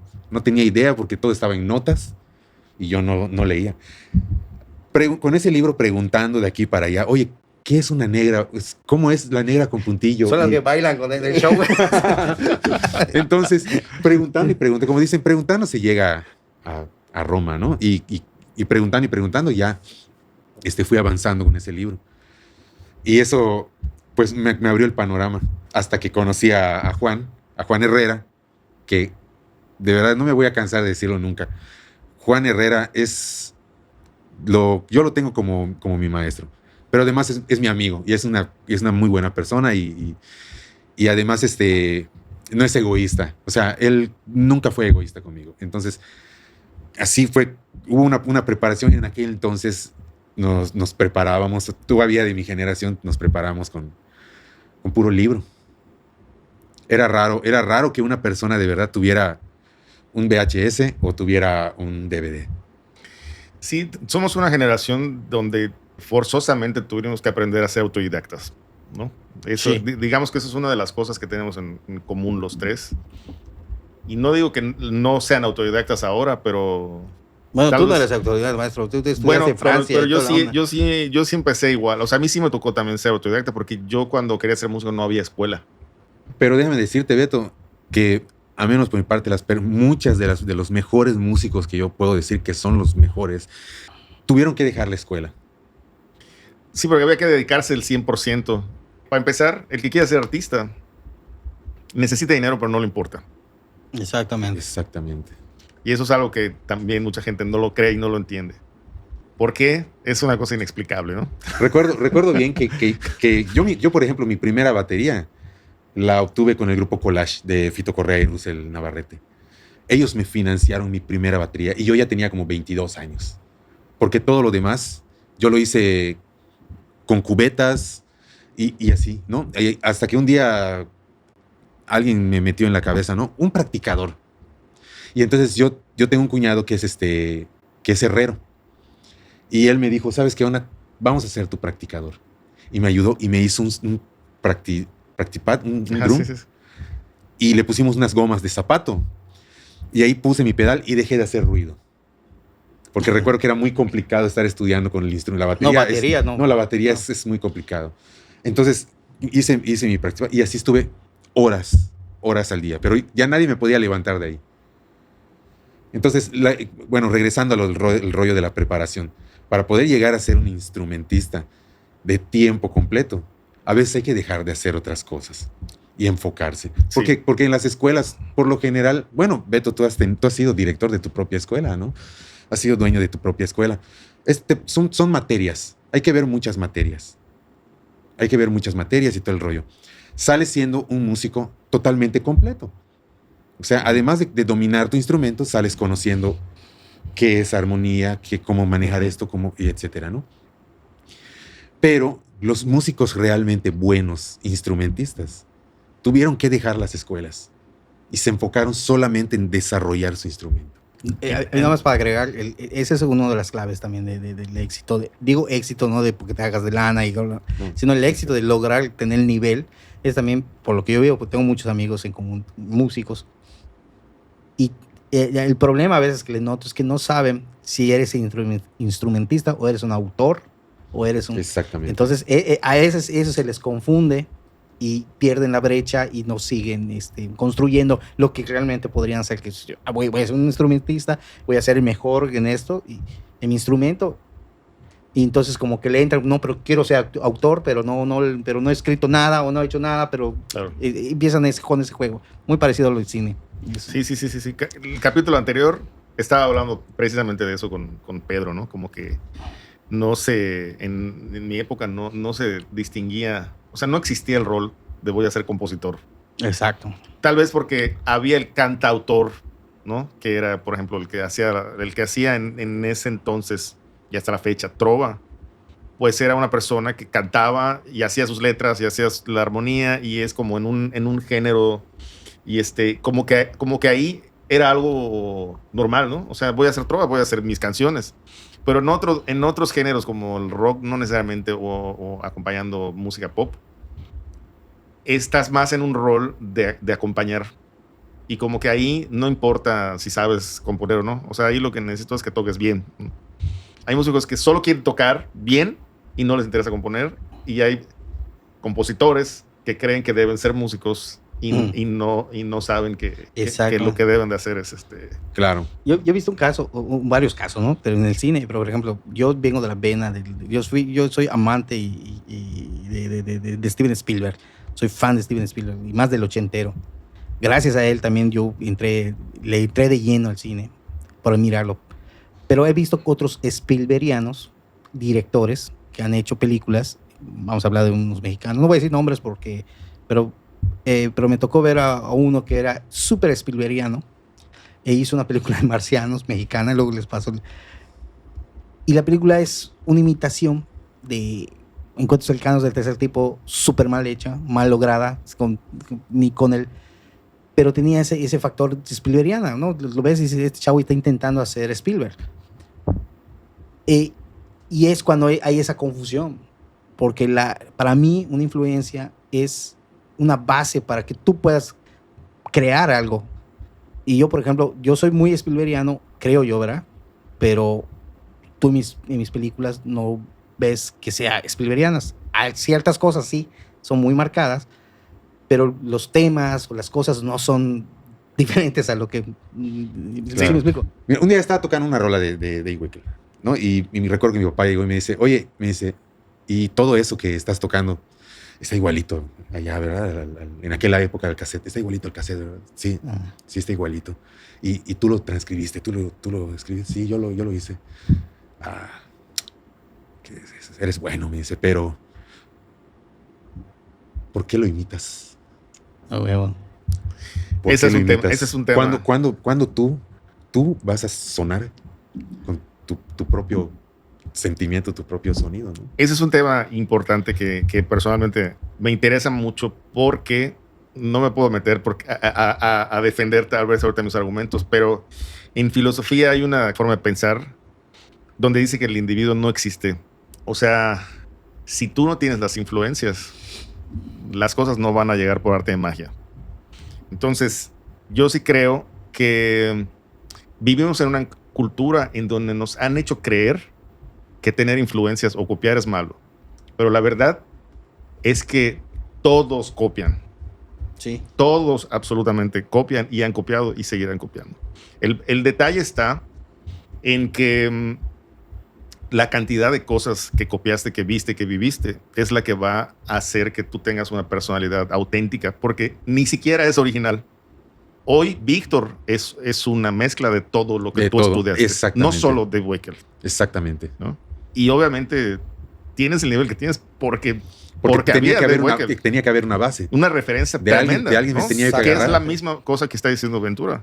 O sea, nada más y nada menos que Steven Spielberg es la referencia, claro, o una de las referencias, sí, incluye a Kubrick y a quién sabe cuántos más, ¿me entiendes? Sí. Y entonces cuando tu referencia está así en el cielo, es obvio que lo que quieres hacer no va a ser algo fácil, sencillo, ¿no? Sí.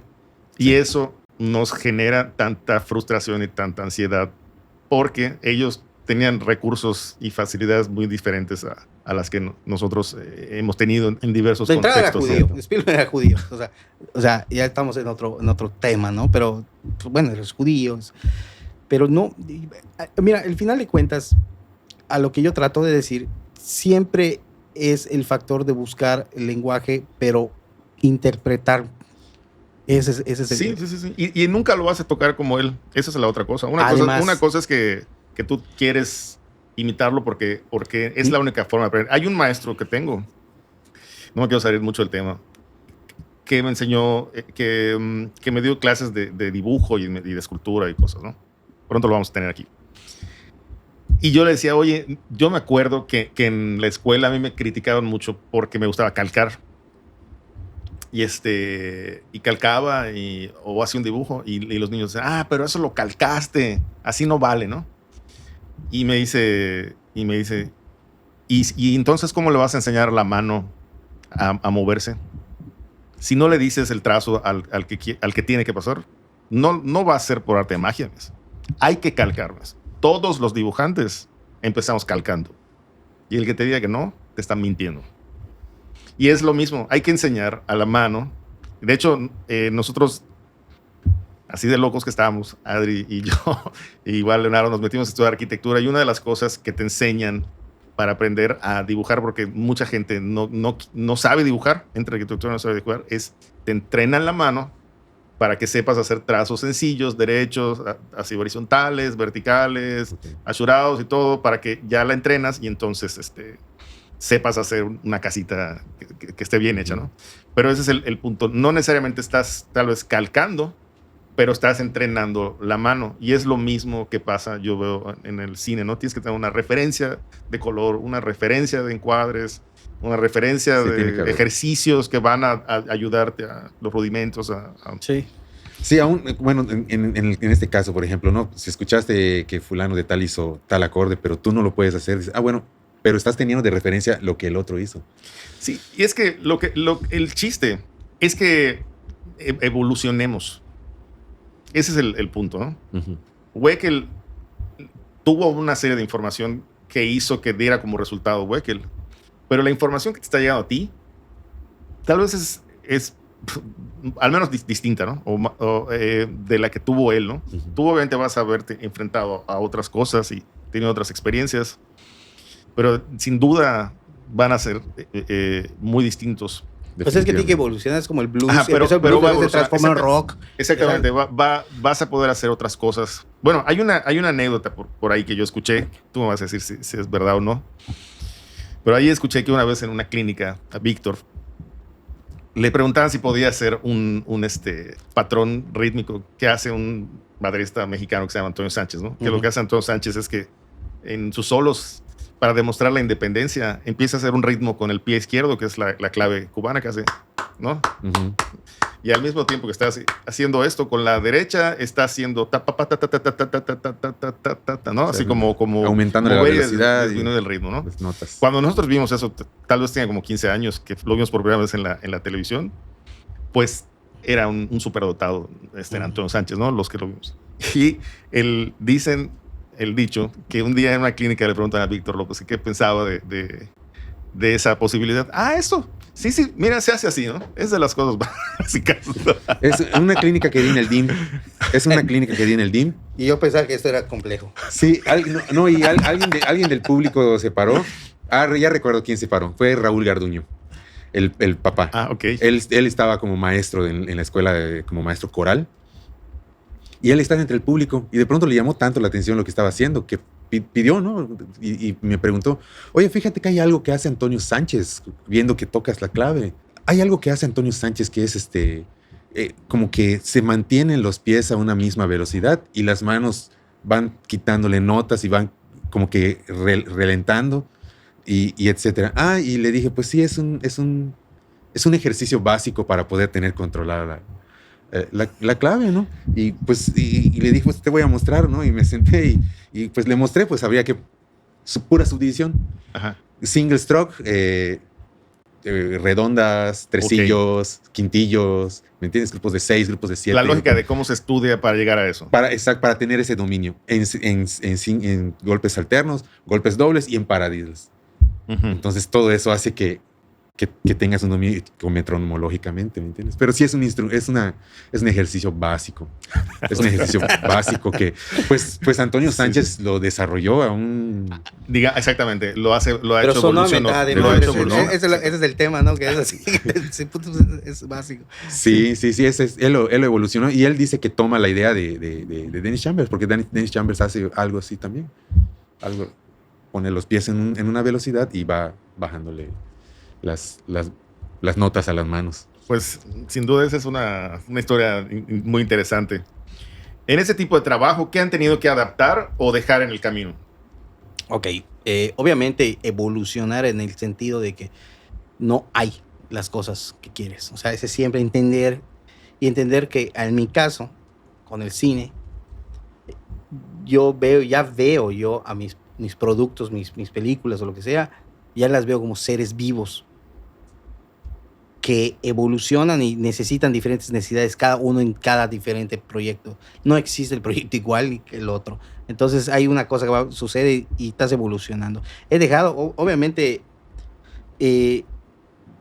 realmente tengo gente que me apoya en mi casa, en mi familia, mi esposa y mis hijos. Y siempre he tenido esa cualidad con ellos de que hay no hay ese juicio de decir, oye, ¿por qué no mejor te pones a vender tacos para no seguir con este rollo, ¿no? No es, síguele, vámonos y si el viento sopla, pues también nos agarramos todos, ¿no? Que eso es muy difícil y eso también hay que hacer. Obviamente he dejado amistades, he dejado yo mucha gente que no es que no me arroje o que no vibre igual que yo ni nada de ese rollo, pero simplemente es porque también ya el rumbo se ha tomado y pues obviamente no entienden o no se entiende lo que y no lo van a comprender y no les interesa en lo más mínimo. Y no porque les interese me voy a hacer amigo de algo o lo que sea. No, simplemente que ya el rumbo, yo de por sí he sido como muy solitario en el sentido de que pues, estoy en mi casa, estoy trabajando, salgo a trabajar, lo que sea, pero no, realmente no me ha costado tanto esa manejo, porque con la gente que es mi núcleo, mi familia, desde mi mamá, siempre han estado entendidos de apoyándome. Sí. Aunque todos decían que no, esas personas importantes eran las que decían que sí. Entonces, para mí eso, pero... ¿Alguna vez me platicaste algo similar?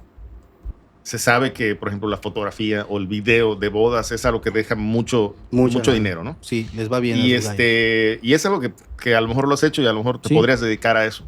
Sí. Pero entiendo que muchas veces hacer eso te impide hacer lo otro que has podido hacer, que ha necesitado, digamos, un tiempo completo. Y creo que igual pasa lo mismo en México. Alguien te ha dicho en México, oye, ¿sabes qué? Sí hay mucha chamba en México, pero nadie está haciendo lo que tú estás haciendo. Exactamente. De hecho, yo conozco mucha gente que ha estado en producciones grandísimas, o sea, producciones y es el asistente de dirección, es el de arte, o etcétera, etcétera. Y todo el mundo te dice lo mismo. Me encantaría hacer un proyecto mío. Siempre, todos esos nunca han tenido un proyecto suyo, autoral, vamos. Entonces, nosotros sí estamos rascándole estas uñas acá con las cosas autorales. Me explico que sí es una parte más difícil porque estamos en el medio muy artístico de lo que es todo este rollo, es lo más artístico.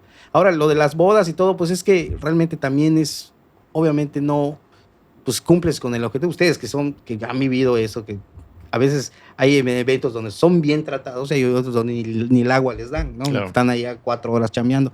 Entonces, esas tratar con esos clientes que no les interesa, porque a mí me ha tocado ver, al cliente le interesa nada más que voy a decir algo horrible que me dijo una persona que ya estaba haciendo bodas, pero es horrible, pero me dijo, vale madres si haces 20 bodas bien bonitas, bien hechas, bien armadas los videos y todo. Pero si no tienes a unos caucásicos de novios, no te va a dar chamba. O sea, no va a fluir más. Sí. O sea, podrá ser, pero si no tienes a la rubia y al chavo así que se vean de portada, eso es lo que les va a vender a otros. Como portafolio, ¿no? Como portafolio. ¿Qué es lo que pasa en las novelas y en Hollywood? Sí, el estándar. Entonces, pues uno no está así, pero se quiere ver así en el video y no están viendo el video. Están viendo el producto final terminado y lo que refleja. Entonces, es el estar en ese medio es muy difícil. Hay que saber estar y tener el estómago para hacerlo. Y yo veo chavos que lo disfrutan, banda que ha estado años en este rollo, que disfrutan este rollo. La neta, sí lo he hecho, sí. Y de hecho, no estoy cerrado, no sé. La vida es... Entonces, si lo tengo que hacer, lo hago, no hay bronca. Pero sí no lo entienden, no es entendido para un cliente, ¿no? Que está preocupado porque se le vea bien el vestido, el maquillaje y claro. Y no te importa, y a lo mejor no les importa a ellos, lo que les importa es que luzca. Es otro tipo de reflejo, ¿no? Sí, claro. Es totalmente diferente. Sí, totalmente. Es como decir, del cielo te caen limones y hay que adaptarse. Alejarse. En mi caso, por ejemplo, ¿no? Hay que alejarse de los seres queridos. Claro, digamos que ese es uno de los sacrificios más fuertes que tienes que hacer, ¿no? Sí. Porque tú te vas temporadas de meses, ¿no? Mesesísimos. O sea, he estado muy lejos de mis hijos. Y a mis hijos no los vi crecer. Fui una persona que siempre estuve como que estudiando, ¿no? Y cada vez que querían jugar mis hijos conmigo, no molesta a papá porque papá, mira, está estudiando. Claro. Está ahora sí que machacando, ¿no? Y no vi crecer a mis hijos. Ahora mis hijos ya son gente grande y quiero jugar con ellos y me dicen, ya, papá, ya. ¿No? Fíjate que es un punto, maestro, disculpa que te interrumpa, pero eso hablando con amigos también, el músico en particular, es eso. Tienen que ir a los ensayos, después a sacar la rola en la casa, después irse a tocar. Todo ese lapso, están ahí perdidos para ganar 2,000, 3,000 pesos. ¿Por qué esa chamba no se las pagan? Todo lo que estás diciendo. Exactamente. Lo dan por un hecho, pero nadie te está pagando. Nadie te está pagando. Todo ese trabajo. Nadie te está pagando. Yo lo veo. O sea, trabajan demasiado. Y la lana, ¿no? Porque también te dan lo que sea que hayas acordado. Te dan tu billete y listo, se acabó. Esa es la onda del artista. También sucede con los bailarines. Por ejemplo, yo en que estoy ahorita allá en el hotel, veo a todos los chicos del ballet que tienen que llegar desde 1 hora antes a acomodar sus coreografías. Y luego llegamos nosotros a ensayar con ellos las coreografías que ya hicieron. Y todavía nosotros nos quitamos y ellos se quedan como que a afinar detalles. Entonces, claro, no es, hay algunos que pues les va mejor y algunos no. ¿Entiendes? Por ejemplo, los músicos, es muy probable que a nosotros en cierto aspecto nos vaya como que mejor. Sí, pero hay gente que está peor. Sí, es que a veces hay tiempo que nosotros tenemos que invertir que ni siquiera nos damos cuenta. Para empezar, duermes soñando con música, ¿no? Y te estás bañando pensando en el repe o lo que sea. Pero bueno, ¿qué habilidades sienten que necesitaría alguien que va a empezar a estudiar batería o que quiere dedicarse a la música? O en tu caso, alguien que quiere dedicarse al cine. ¿Qué es lo que tendría que tener para que sí lo pueda empezar a hacer? Primero, saber exactamente lo que quieren. O sea, eso es importante. O sea, si vas a ser director o fotógrafo, el director es el último resultado de todo el medio. Mejor empiézale por el otro lado. O sea, gaffer, asistente de script, bueno, todos estos puestos. Segundo, autocrítica. Y autocrítica, te digo como mi ejemplo.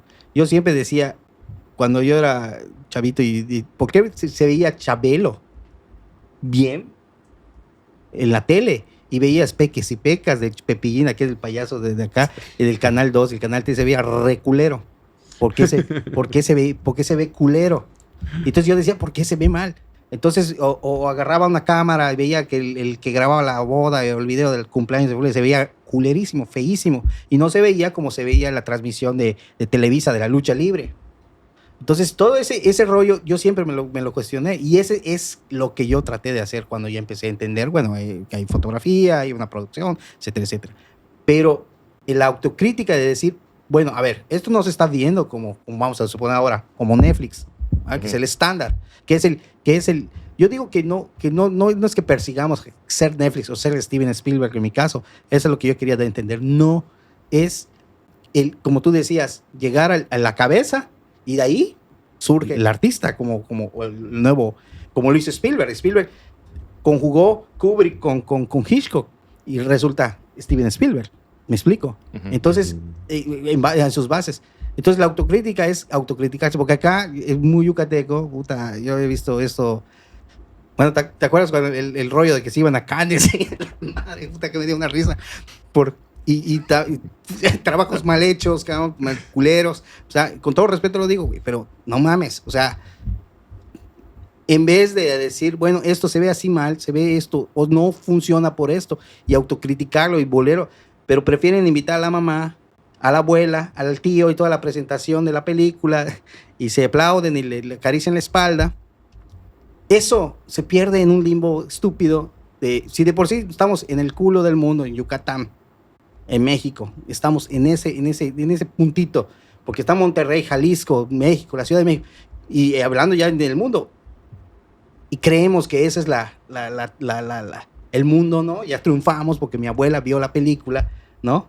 O sea, no mames. O sea, esas cosas son las que cuando empieza uno a autocriticarse y decir, bueno, terminé mi película, ahora, ¿con quién se va a dar la película? Vamos a darnos de madrazos ya con unas producciones más grandes, en un concurso, en un festival, etcétera, etcétera, etcétera, y ver hasta dónde llegué. ¿Y por qué no llegué a eso? Ah, bueno, pues esto, te faltó esto. Y entonces la autocrítica y... Sí, es que hay que entender como contextos, ¿no? O sea, si estás en un contexto de estudiantes, pues pones el material de estudiantes dentro de esa madre. El problema, que también es un tema que ya toqué anteriormente, un problema que tienen, por ejemplo, los festivales de música en Mérida, es que por querer quedar bien con todos, le hacen creer a los artistas que saben hacer cosas para estar en un festival, y engañan al mismo artista y engañan al público. Exactamente. ¿No? Porque le dices, vamos a suponer en el caso del festival de jazz, voy a hacer un festival de jazz, y subes a 5 banditas que se acaban de hacer, que nunca han estudiado jazz, y la gente, ¿eso es jazz? ¿Eso que están haciendo es jazz? Y los mismos chavitos les acabas de decir que están programados en un festival de jazz. Los engañaste a ellos y engañaste al público. Ese fenómeno, Beto, pasa, digo. Tal vez si quieres editar esto, está muy intenso lo que te voy a decir. Yo presencié un conflicto. Estaban discutiendo sobre eso. Este festival no es para gente amateur. Y Jan Garriza le respondió, ¿y tú y tu banda? Claro. Entonces, o sea, el criterio no aplica a todos. Ajá, exactamente. Y entonces dice, y que no sé qué, no, pero no manches, o sea, no, pues es en serio. Y luego haces a un lado todo este meollo. Y bueno, existe gente que se dedica a tocar el rollo que es un sobrenombre que yo le llamo marihuayas, porque te fumas tus buenos toques te pones a tocar lo que sea y ya eso es jazz. ¿Cómo le llaman? Acordes esotéricos. Eso no lo había escuchado. ¿No? Sí, entonces, Okay. entonces, ¿qué es lo que haces? Tú estás engañando a la gente, que lo que tú estás tocando es jazz. Te estás engañando a ti mismo lo que acabas de decir, y estás engañando a los que van a ser las nuevas generaciones. Sí. Y si el que te vio, tú eres su modelo y no lo sabes, lo que habíamos dicho, en vez de evolucionar, Estamos retrocediendo, exactamente. Cuando yo empecé, que yo buscaba, porque en mi época no había no había internet, no había nada para buscar información para poder aprender cine. ¿Quiénes eran los que hacían lo más parecido? Eran los que hacían bodas. Y si te topas con uno que además, no sé qué les dan, pero se sienten con el ego así elevadísimo. Bueno, me tocó 2 que 3 güeyes así que decían, no, puta, es que no sabes por qué esto y lo otro, ¿no? Y tú decías, oye, pero esto no es cine, brother. O sea, yo sin entender, pues, entendía que no era cine lo que estaban haciendo, pero sí había como que el interés de, bueno, tienen buenos equipos, buenas cámaras, saben setearlas, saben, y ni eso no sabías, y tratas de como de pegarte y como que te engañaban, ¿no? Diciéndote.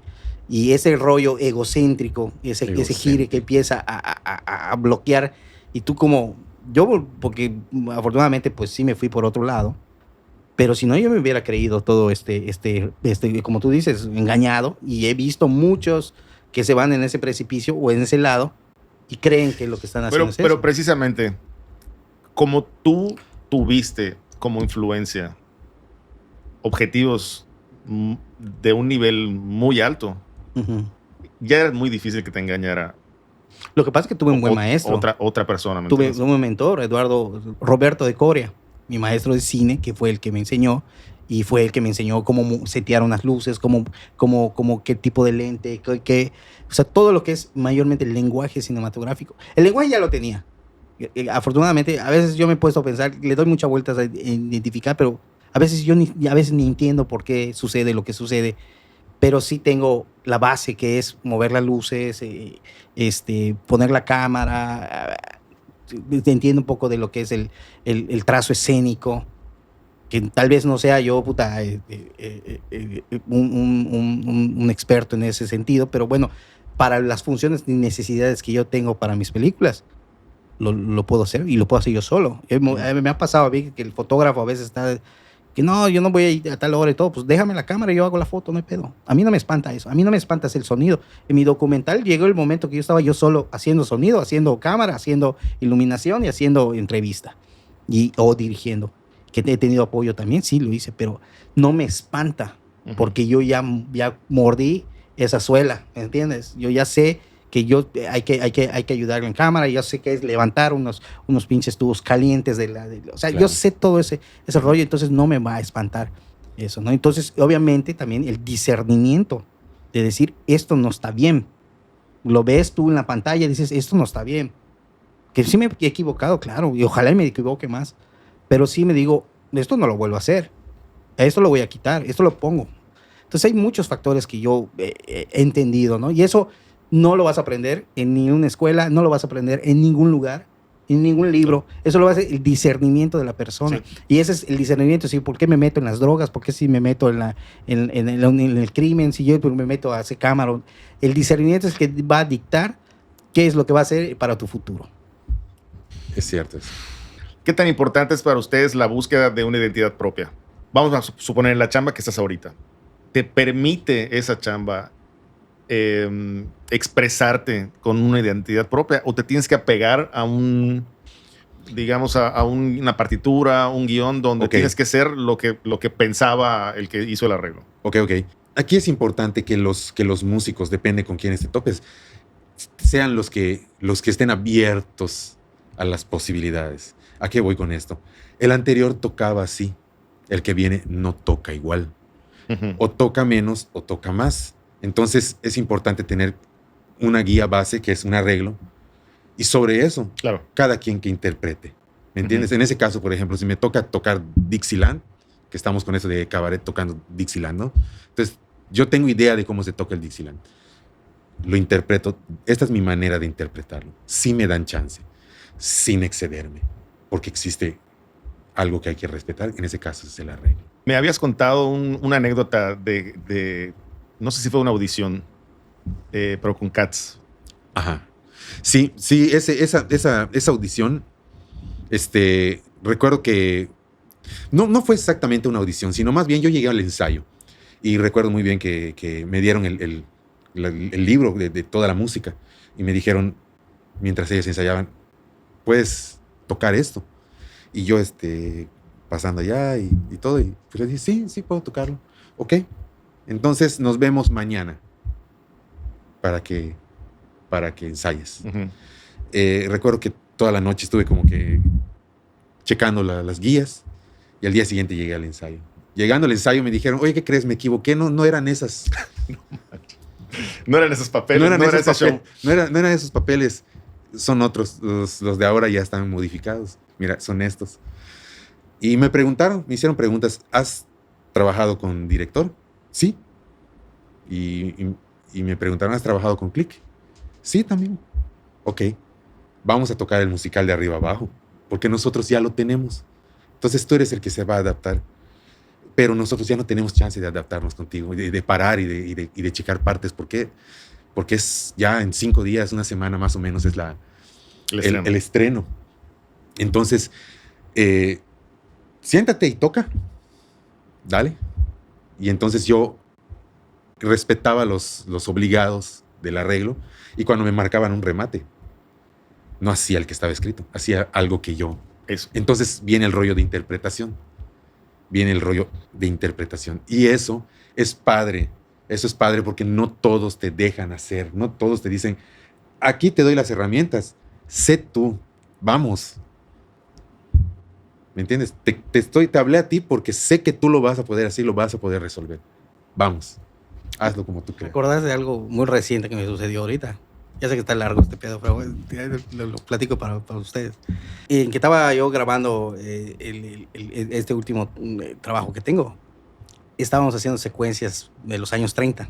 Entonces el equipo que estaba ayudándome, que no me conocía, o sea, sabían de mí, pero no me conocían realmente en el trabajo, cómo trabajo y todo. Entonces, lo digo porque me lo comentaron, ¿verdad? No lo estoy diciendo porque...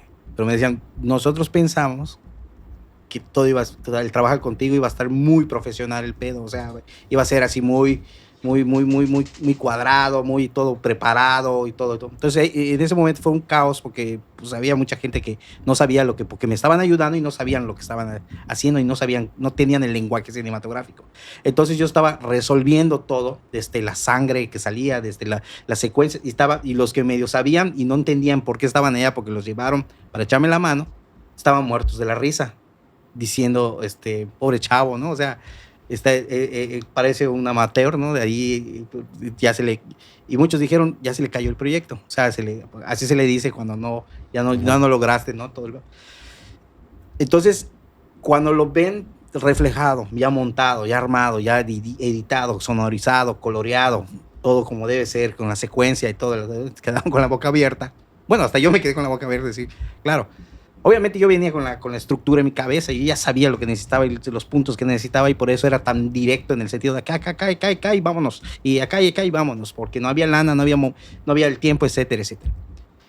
Entonces, a veces el cine es de mucha gente, o sea, tú produces algo y tiene que haber mucha gente que ayude hasta cargar cosas, quitar. Es una estructura militar que sí, señor, y hay mucho eso, porque tiene que haber jerarquías que empiecen todos a trabajar. Eso se hace en las grandes producciones, sí, cierto. Pero yo le he dicho a los chavos que yo he dado clases, o todo, le digo, tenemos una ventaja. No estamos intoxicados con la industria. Entonces, al final, el cine es nada más un reflejo, es una mentira que nosotros hacemos que parezca verdad. Atrás vas a ver cinta yurex, palitos y pinturita pero al frente vas a ver una estructura y van a decir, ¡ay, no manches! De eso se trata el cine. El cine por eso dicen la magia del cine. Claro. Entonces, entendiendo eso, a veces y me han preguntado, oye, pero eso se ve que mucha lana y todo, la onda. Es una de las ventajas que me han dicho, ¿no? Lo estoy diciendo que me han dicho, ¿verdad? No me estoy echando flores, pero me dicen, parecen más caras las producciones de lo que son realmente. Es lo que realmente logras hacer con los pocos recursos. Exactamente. Entonces, cuando vieron ya el trabajo terminado, pues sí vieron así como que se quedaron para atrás, ¿no? Dijeron, no manches, o sea, está impresionante cómo quedó. Pero es eso. Al final yo ya también tengo mi propio sistema de mi pobreza económica para poder tener los recursos de lograr, porque mi objetivo, como yo decía en el ejemplo, ¿por qué se veía estos programas bien feos y el otro no se veía feo? ¿Y qué puedo hacer para, si no tengo los recursos, porque es diferente los recursos, cómo voy a lograr que que no tenga recursos se vea igual a uno de... ¿Qué es lo que lo hace eso? Que se vea una producción carísima. Claro. Entonces ahí empiezas a pintar y empiezas a estructurar en tu cabeza. Pero es un sistema que al final tú ya lo tienes, ya lo transmites porque sabes lo que no tienes y lo que sí tienes. Regresando al tema de la identidad, Miguel, ¿tú has procurado o por alguna razón muchas de las historias que cuentas tienen que ver con la cuestión local? O sea, de alguna forma tú estás transmitiendo algo que tiene que ver con la identidad del yucateco, de las historias. Pero una vez me platicaste algo igual muy interesante, que es nosotros en Yucatán no podemos hacer, o es mucho más difícil que hagamos una historia que tenga que ver con algo o sea, relacionado con el Polo Norte, ¿no? Nueva York, güey.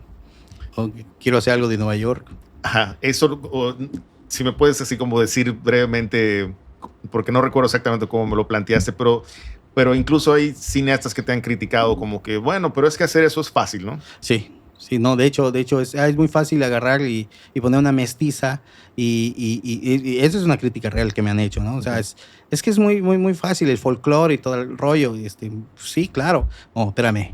O sea, sí, estoy de acuerdo con ciertas cosas, pero no por sí. Es como, te lo pongo como ejemplo, ve un video de los 15 años de la prima tal, completo de los años 90, que veían toda la boda, veían la misa, veían todo. Era aburridísimo, porque van viendo esta línea. Entonces, para que tú puedas emocionar y armar y todo, necesitas una estructura, necesitas desglosarlo, despedazarlo y armarlo y hacerlo shishi y después volverlo a tejer y volverlo a armar. Ese es realmente el trabajo narrativo, y así sea el tema. Obviamente yo estoy contando algo porque realmente siento yo que vale la pena contarlo. Y está de más decir que ni siquiera yo estoy pensando en la cultura. Sí, obviamente sí, es importante. Pero yo no lo veo como una cosa de, voy a hacer algo cultural, porque hay que enaltecer las raíces, y etcétera. No, eso ya cuando el trabajo esté bien hecho, automáticamente se va a reflejar eso. ¿Y qué es eso? Respetando lo que estás contando. Y no porque respetar la cultura o las costumbres, no. Respetar la historia, porque al final yo estoy contando una historia. Y si esa historia no funciona, así sea de gringos o de árabes o de africanos o lo que sea, si no te cuento bien el cuento, te va a aburrir, no te va a gustar, vas a decir, sí. Obviamente yo traspolo esto a mi cultura, a lo que yo tengo, porque es también lo que yo tengo y es lo que yo soy. ¿Sí me explico? O sea, si yo quiero contar una escena de Nueva York y que no sé, había un video muy, muy, muy chistoso que vi hace unos años de unos rusos, una mafia rusa en Yucatán. Entonces, suena ridículo porque estaban supuestamente... Entonces, no estás en una realidad porque ni siquiera tu actor se ve ruso, ¿me entiendes?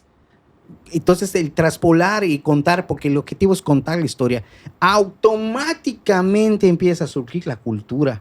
Automáticamente empieza a surgir la costumbre, pero eso ya es el resultado del trabajo bien. Si no estuviera la base, que es contar la historia correctamente,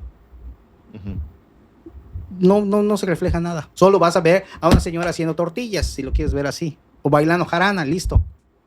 Ese es todo.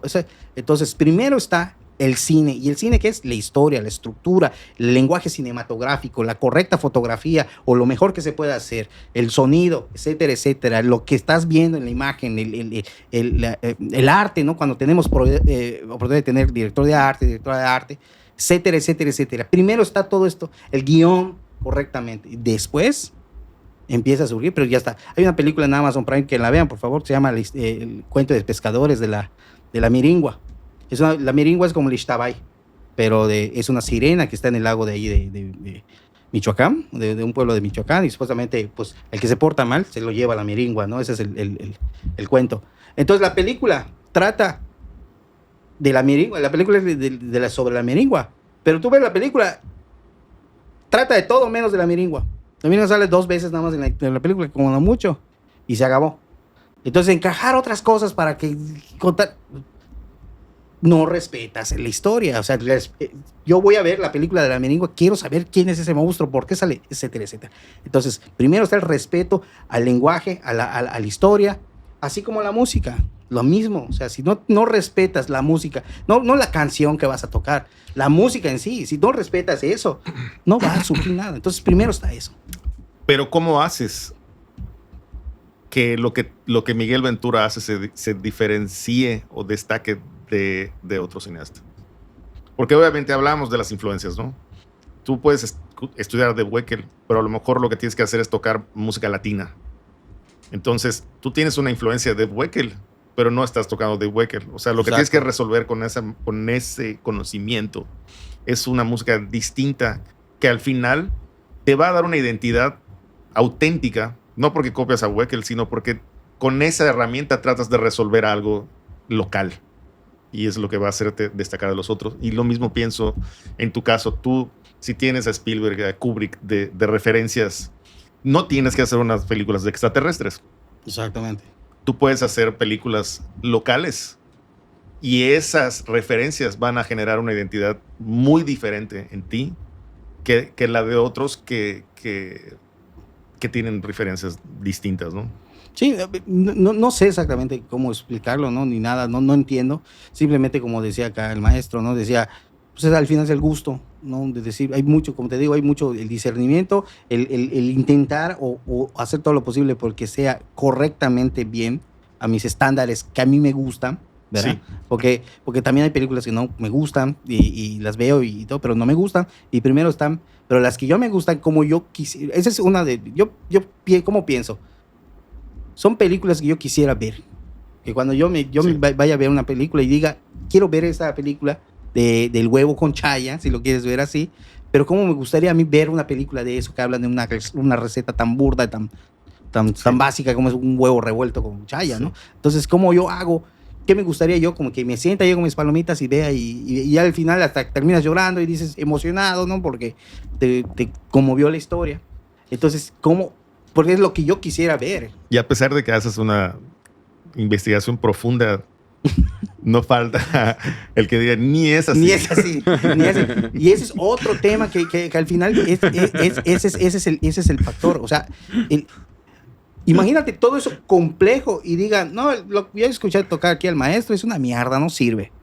Porque no me gusta. O sea, nada más porque a lo mejor le tengo envidia, a lo mejor le tengo esa rola que tocó, se me cayó mi paleta cuando estaba chavito y la oí que la toqué y odio esa canción. Y a mí me pasa automáticamente con el fútbol. No, odio a muerte el fútbol. Y ahorita que viene el mundial me voy a encerrar en mi hamaca así con mi cobertor grandote porque no quiero escuchar a nadie con el fútbol, ¿no? Pero digo, pero esa es mi percepción, esa es mi forma de ver las cosas. Pero todo el trabajo que yo le meto, este sentimiento, todas mis emociones, todo, y me ha pasado que me dicen, oye, güey, lo que has hecho, para mí es una mierda porque no funciona. Te puede desmoralizar, pero volvemos a lo mismo. ¿Es a dónde? ¿Por qué estás acá? O sea, ya estoy en el alta mar con el barquito y sigo ya en el alta mar y no por un comentario me va a sacar del mar. Yo voy a seguir, claro. Ni modos, o sea, pues no te gustó, ni modos. Entonces, es respetar. Primero me tengo que respetar a mí en mi trabajo. Es todo. Respeto. Es mi respeto a mí, primero. A mí, porque yo quiero ver esa película. La ventaja que a mí le ha gustado a mucha gente. Hay más. El aplausómetro. No existe el trabajo perfecto. En el cine, al menos, yo puedo decir. Yo he escuchado a los maestros tocar en batería y dices, esto es una exactitud milimétrica, casi quirúrgica, cuando escuchas el tan y caiga, es fantástico. Yo he escuchado también a Pedro, cómo azotan eso y dices, impresionante. Pero en el cine, en mi caso, no es tan perfecto. Hay muchos errores porque compites con muchas cosas, con el tiempo, el clima, la luz, si se enferma alguien, si se cae, si no hay dinero, si no lo conseguiste, si no te lo prestaron, si se peleó a la mera hora contigo, te insultó, y etcétera, etcétera. Empiezan a suceder una serie de cosas. Obviamente no va a salir un trabajo al 100%, nunca, ni siquiera las grandes producciones. Ese miedo ya me lo quité. Cuando yo veía Matrix, que para mí Matrix era el top 10, cuando me emocioné mucho y vi Matrix, era el top 10 de la producción más cara y más, El Señor de los Anillos, producciones ultra caras. Y si tú te sientas a desglosarlo y ver los errores técnicos y errores hasta de continuidad y lo etcétera, etcétera, hasta de guión, te vas a espantar y vas a decir, te hice una película totalmente imperfecta. Pero como decía Spielberg, la primera emoción en cuenta. Tú cuando ves la película dices, puta, me emocioné. Oye, pues no, ¿viste esto? No, me vale más si está o no está. Primero está la emoción. ¿Por qué? Porque el artista es eso, la emoción. Ves el cuadro, es una imagen estática, pero impacta. Lo ves y dices, me da miedo, me emociona verlo, se ve bonito. No sé. Así cuando oyes a alguien cantar es lo mismo. Es algo de la imperfección, por eso la inteligencia artificial no va a lograr eso. La imperfección es lo que hace. Es lo que le da el toque, el sal y la pimienta. La sal y la pimienta. Entonces cuando llegan te digan, no, está gacho porque no me gustó, porque bueno, pues de modo, sí, es imperfecta. Oye, yo vi ese video del huevito con chaya y a mí me gustó. Qué bueno, me gustó un chorro. ¿Sienten que actualmente están surgiendo en Yucatán artistas con nivel internacional? Madre. Hay gente, en mi rubro, hay gente, técnicos. O sea, vamos a decir, un director de cine que yo conozca o que haya ya saltado a este limbo, a este nivel, no conozco, pero sí hay gente en el rango técnico, yucatecos como que han estado en cosas técnicas, ¿no? En producciones. Exactamente, sí hay. Pero ya autoralmente no conozco. Digamos que el rol de director todavía sigue siendo algo muy, muy complejo, ¿no? A aspirar. Es una aspiración demasiado ambiciosa. Pero es que ni siquiera en México. O sea, digo, hay muy buenos directores, obviamente, en cine en México, obviamente, pero que digas uno que ahorita me venga a la mente, no. O sea, no, porque no lo hay. Ahorita mis referencias así de top, pues es el Guillermo del Toro, porque están en Estados Unidos. Y etcétera. Guarón, el Chivo Lubeski, claro. El negro Iñárritu, pero bueno, son de la vieja ya escuela, ya son de la vieja guardia estos gallos. Entonces, pero de nuevos así que digas, bueno, la están rompiendo y todo, sí hay, porque están haciendo Netflix pero están bajo el agua. O sea, no son muy conocidos sí hay, pero no, o sea, que digas alguien que sea conocido como lo son ellos, no lo hay. En Mérida no. No en Mérida, en México. ¿Y tú cómo lo ves? Sí, lo mismo pienso, no hay. Si acaso habrá allá 2, 3 escondidos, pero que todavía no han llegado a ese nivel internacional. Digamos internacional está Antonio Sánchez, que es del que hablábamos antes, ¿no? en México. Uh-huh. Pero en Yucatán, por ejemplo, yo la única persona que te podría decir que no es de esta generación, de bateristas, bueno, tenemos internacionalmente ya Juan, ya ha salido de México muchas veces, Juan Herrera. Sí. Y bueno, los otros que están ya triunfando con los artistas, Quique Escalante, pero ya no es esta generación, son las generaciones anteriores. Ok. ¿Qué creen que falta en Mérida, en Yucatán, en México, para que existan más o para que existan artistas que destaquen con ese nivel, que digamos que se compare con las referencias que ustedes tuvieron? Yo lo único que puedo decir para resumirlo todo, nada más digo discernimiento y pensarle, expulgar bien lo que tú quieres. O sea, vamos a ir más allá de la persona. ¿Qué falta para que pase eso? Falta rigor de producción, una exigencia real de que la producción sea que salga con todos los estándares técnicos y todo para poder... un buen producto es más fácil de vender. Y eso no se ha logrado. Ok, lo estás viendo desde el lado comercial. Pero, por ejemplo, me voy a ir a otra onda. Sé que, por ejemplo, la última producción que estás haciendo ahorita, Ajá. el primer financiamiento que lograste, Ok. no sé si tiene varios, ni siquiera viene de México. Es de Estados Unidos, NDN Collective se llama, es un colectivo de Estados Unidos donde apoyan a los indígenas de Ujú. todas de partes, mayormente de Norteamérica y parte de Sudamérica. Y entonces apoyan, eso fue el gran apoyo que tuve yo para poder continuar con este proyecto, que obviamente fue en un año lo que me sirvió. Yo 5 años trabajé en el proyecto. Entonces, pero si no fuera por ese batazo, tuve el PECDA, que con el PECDA empecé la investigación, etcétera, etcétera. Pero en el PECDA tampoco eran 80,000 pesos que Claro, se fueron en ¿qué discos más? duros y pues, no, realmente no fue. Pero fueron empujoncitos que sí, obviamente financiamiento sí es importante, pero el apoyo económico es importante, pero también es muy, muy, muy ambiguo entender si lo mereces y que te den el apoyo, ¿me entiendes? No hay eso. O sea, obviamente el tener dinero para un recurso para hacer una producción no implica que sea una porquería o que esté mal hecho o que esté bien hecho. No implica eso. A lo que voy, ¿me explico? Entonces, Ok. tienes que sangrarlo, yo creo yo. Sí, obviamente sí necesitamos más recursos, sí, pero no. Pero ¿dónde tienes una buena película y cómo la vendes, cómo la distribuyes? Ok. Es esta bronca. Creo que también son varios factores, ¿no? En el caso general, si hablamos de arte, ¿no? Principalmente se necesita, pues los apoyos. Es importante para que un artista pueda desenvolverse.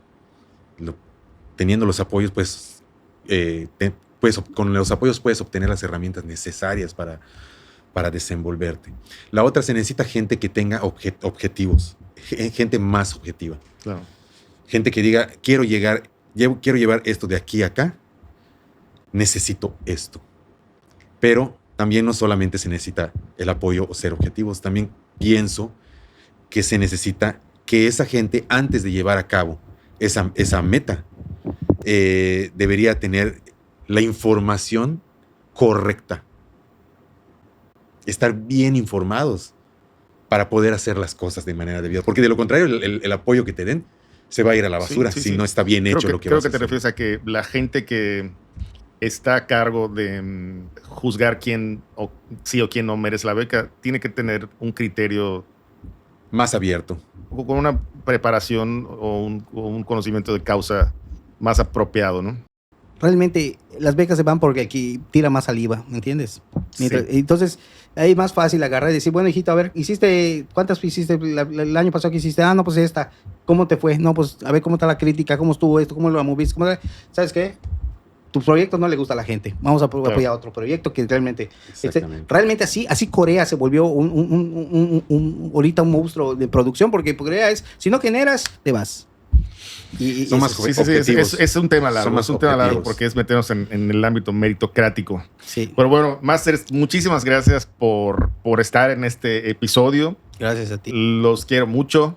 Son de mis grandes amigos. Los admiro muchísimo. Gracias por estar aquí. Igualmente. Nada más, díganme, por favor, sus redes sociales para que la gente los pueda seguir. Miguel Ventura Herrera, Facebook y en Cine Janal, así como J Cine Janal. Y gracias, Betito, porque también Beto ha hecho toda la música, la mayoría de mis músicas, mis películas. Beto Palomo ha sido el culpable. ¿Qué tal? Y gracias por tu apoyo. No, pues mis redes sociales, Facebook, Vico López, Drummer. Y igual en Instagram me pueden encontrar como Vico López Drummer. Y en YouTube como Vico López. Y ahí pueden encontrar videos o cosas así. Pues por favor, no dejen de seguirnos. Muchas gracias por acompañarnos y hasta el próximo Jam.